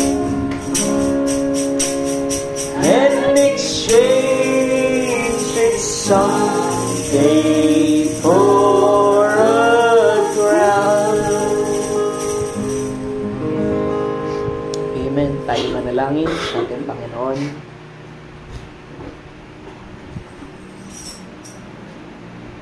Kalangit na Ama na may-ari sa aming buhay, muli Lord, marami pong salamat sa umagang ito, Panginoon, na pinagkaloob mo sa amin. Salamat po, O Diyos, sa iyong mga salita, Lord. Pinakasimpleng mga salita, Panginoon, na nagbibigay sa amin, Panginoon, ng kamalayan at inventorya, Panginoon, magbunsod ng inventorya sa amin upang lalo kami, Panginoon, na maging mabunga, Panginoon, sa iyo, na ang mga simpleng salita na ito, dalangin ko na patuloy mong pahiran, Panginoon, at bayaan mo, Lord, na matanggap ng kanilang mga tenga, malaglag sa kanilang puso. At Lord, mamunga ng ayon, Panginoon, sa layo ng pagkakasugo nito, Panginoon. Lord, maraming salamat sa patuloy mo na paggabay sa amin. Patuloy na pag-iingat mo sa amin, Panginoon, sa pananatili, Lord, ng munting gawain na ito na meron kami. Na, Lord, minsan nakikita namin ang kakulangan sa ilang mga bagay, pero nagpapasalamat kami dahil ikaw ang siyang katugunan, Lord, sa kapunuan nito, Panginoon. Dahil alam mo, Lord, na kami ay mahina, Lord, walang kakayahan sa aming sarili. At kung paano namin ipinauubaya ang aming sarili, nakikita namin, Lord, na ito'y maluwalhati, Panginoon, dahil ikaw ang nagpupuno, Panginoon, sa lahat ng aming kakulangan. Ikaw ang nagpupuno, Panginoon, sa lahat ng aming mga kahinaan. Ikaw, O Diyos, ang siyang napapapurihan, na itataas at napapangaralan, Panginoon, sa buhay na ito. At tunay, Panginoon, ay yan ang layon mo, Panginoon, sa buhay ng mananampalataya bilang isang Kristiyano. Naming bitbitin, Panginoon, ang pangalan mo, O Kristo, Lord, na siyang, Lord, tunay na kasapatan at kasagutan, Lord, sa aming buhay. Lord, dalangin ko na patuloy ka, Panginoon, na magpala sa iyong mga anak, sa mga anak mo na narito, maging, Lord, ang mga kabatiran, Lord, na wala sa dakong ito, Panginoon, sa araw na ito. Dalangin ko na pagpalain mo sila kung paano mo pinagpala, Lord, ang yung mga anak dito, kahit sa mga mumunti, Lord, na mga salita, ay nagbigay ka, Panginoon, ng kaaliwan sa amin, liwanag, Panginoon, upang higit namin, Lord, makita, Lord, ang pag-ibig mo at ang biyaya mo sa amin, ang iyong, Lord, layon, Panginoon, ang pagkatawag sa amin. Hindi to, Lord, dahil sa karapat-dapat kami, hindi dahil sa malakas kami. Sabi ng Scripture, hindi doon sa tumatakbo, hindi doon sa may ibig, kundi doon sa Diyos na naaawa, Panginoon. Kaya salamat sa awa mo, Panginoon. Salamat sa habag mo sa amin. Dahil, Lord, kung wala po, Panginoon, ang mga bagay na yan, ay hindi rin namin masusumpungan, Panginoon, ang aming sarili, Lord, sa dakong ito na umaawit, nagpupuri, nagpapatotoo, ibinibigay, Panginoon, ang maibibigay namin. Bagamat kung minsan, Lord, ay puspos din kami ng kahinaan, ay pinipili namin, Panginoon, na, Lord, tunguhin pa rin, Panginoon, ng lakbaying binigay mo sa amin, ang mga salita mo, Lord, na dapat naming sampalatayanan at lakaran. At naniniwala ko, Diyos, ino-honor mo, Lord, ang pananampalataya ng bawat isa. Salamat, Lord, sa pangunawang binibigay mo sa amin, sa mga paglilinaw, sa pag-abot, Panginoon, sa aming mga damdamin, mga dinaraanan, Panginoon. Sabi ng Scripture, you always care, Lord. Lagi ka nagmamalasakit sa bawat isa. At dalangin ko, Lord, na mangusap ka, Panginoon, sa puso ng iyong mga anak. Kung meron man, Lord, na merong mga dalahin, Panginoon, sa kanilang puso, ay ikaw, Panginoon, ang patuloy, Panginoon, na mangusap, Panginoon, at kumilos sa kanilang buhay. Kung meron silang mga bagay na hinihiling sa iyo, Lord, kung ito'y ayon sa iyong kalooban, dalangin ko sa pangalan ng Panginoong Hesus ay ipagkaloob mo po ito sa kanila. Maging, Lord, ang mga pangangailangang natural at spiritual. Lalo na sa baging spiritual, Lord, dahil nais namin, Lord, na mag-mature, maging handa, Panginoon, sa pag-agaw, Lord, because naniniwala kami, Lord, napakalapit na po ng panahon. At ganoon na lamang din ang burden sa amin. Ganoon na lamang ang pressure, Lord, na kami umabot, Panginoon, sa kasakdalan. But Lord, Ikaw, Panginoon, ang siyang magbigay ng unawa sa amin, na ito'y hindi sa aming sariling pagsusumikap, Panginoon, kundi sa paraan ng aming pananampalataya sa iyo, ay doon mo ibibilang ang katwiran sa amin at ipagkakaloob, Lord, ng bautismo ng Espiritu Santo sa mga patuloy na humihingi sa iyo. Lord, kung minanasa, Lord, ng sinuman sa amin ang paglilinis mo sa aming puso, sa aming isip, sa lahat-lahat ng bahagi ng aming pagkatao. Dalangin ko, Lord, na ibaba mo, Panginoon, ng iyong mga salita, Panginoon, at ilapat mo, Lord, sa iyong anak, at bayaan mong siya'y mahugasan, Panginoon, by the washing of the water, by the word, Lord. Dahil yan ang dinisenyo mo sa amin, Panginoon, na tuwing kami paparito, Panginoon, sa panambahan, kami, Lord, mahugasan. Kami, Panginoon, ay, Lord, mabigyan ng buhay na nanggagaling sa iyo, O Diyos. Dahil hindi namin kaya mag-produce kahit, Lord, isang hibla ng damo ay hindi namin kayang i-produce, Panginoon. Ikaw lamang ang kaya mag-produce ng buhay, Lord. Kaya, hayaan mong bumabad sila, Lord, sa umagang ito. Buksan nilang puso nila, Panginoon, at bayaan nilang makapasok ang Banal na Espiritu Santo. Tanggalin, Lord, ang mga bara sa kanilang puso, Panginoon.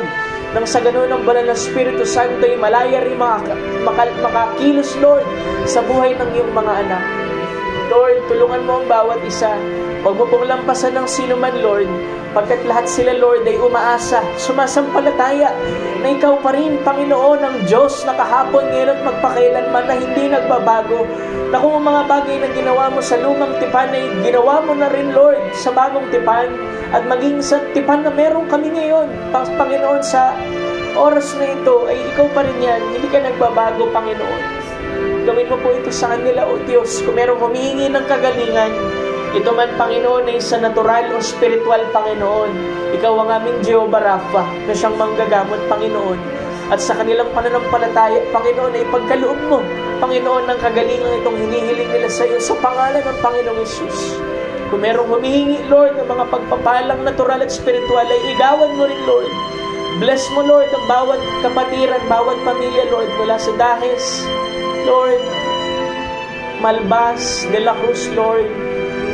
Pagpalain mo sila, Lord. Narito sila, Lord, patuloy na naglilingkod sa iyo. Bangabat kaunti kami, Lord, hindi ka tumitingin dyan, O Diyos. Tumitingin ka, Panginoon, sa sinserong puso. Alam mo, Lord, ang kanilang mga pagpapagal. Alam mo, lahat ng bagay na kanilang ginagawa, Panginoon. Ikaw, O Diyos, Panginoon, ang siyang nakakita sa lahat. Maging mga kaluluwang lumalapit ng Franco family, Lord, tulungan mo po sila. Tulungan mo sila, O Diyos, wag mo po silang pabayaan. I-provide mo mga pangangailangan, Lord, ng iyong mga anak. At lubos, Panginoon, na pataasin mo ang kanilang pananampalataya sa iyo, Lord. Nang sa ganun, O Diyos, makalakad, Lord, sila sa liwanag. Walang iba yun, Panginoon, kundi ikaw, O Diyos, na siyang liwanag sa lahat. Lord, paglinawin mo ang aming mga mata, aming mga puso. Tanggalin mo ang anumang bara, maging sa aming mga pakinig. Nang sa ganun, Lord, ang bawat salita, Panginoon, at ang tinig mo ay makapangusap, Panginoon, sa iyo pong mga anak, araw at gabi, Lord. Tulungan mo sila, samahan mo sila, Lord. Pagkalooban mo sila ng laksa-laksang anghel, Panginoon, upang samahan sila, saan man sila paroroon. Muli, Lord, maraming salamat. Lubos kaming umaasa, Panginoon, na ang panalangin ito itutugunin mo, O Diyos, pagkat kami, Lord, dumalapit hindi sa aming ganang sarili, kundi sa dugo ng Panginoong Jesucristo. At yan ay hindi mo tatanggihan, Ama, pagkat ikaw, Panginoon, ay tumatanggap, Panginoon, ng karapat-dapat na hain, handog, at walang iba, Panginoon, sa dugo lang ng Panginoong Jesucristo. Lord, maraming salamat. Sa iyo namin, Lord, kinukomit po ang lahat ng bagay, tinatagubilin ng aming buhay, lahat-lahat, mga mahal namin sa buhay, at ano pa man, Panginoon, ang aming mga gagawin sa buong maghapon, ay samahan mo po kami, O Diyos. Muli, Lord, maraming salamat. Natapos namin ang munting service nito. Ikaw mapasalamatan, mapapurihan at maitaas sa aming buhay. Ito po aming binabalik sa iyong dakila at matamis na pangalan, aming Panginoong Jesucristo. Amen.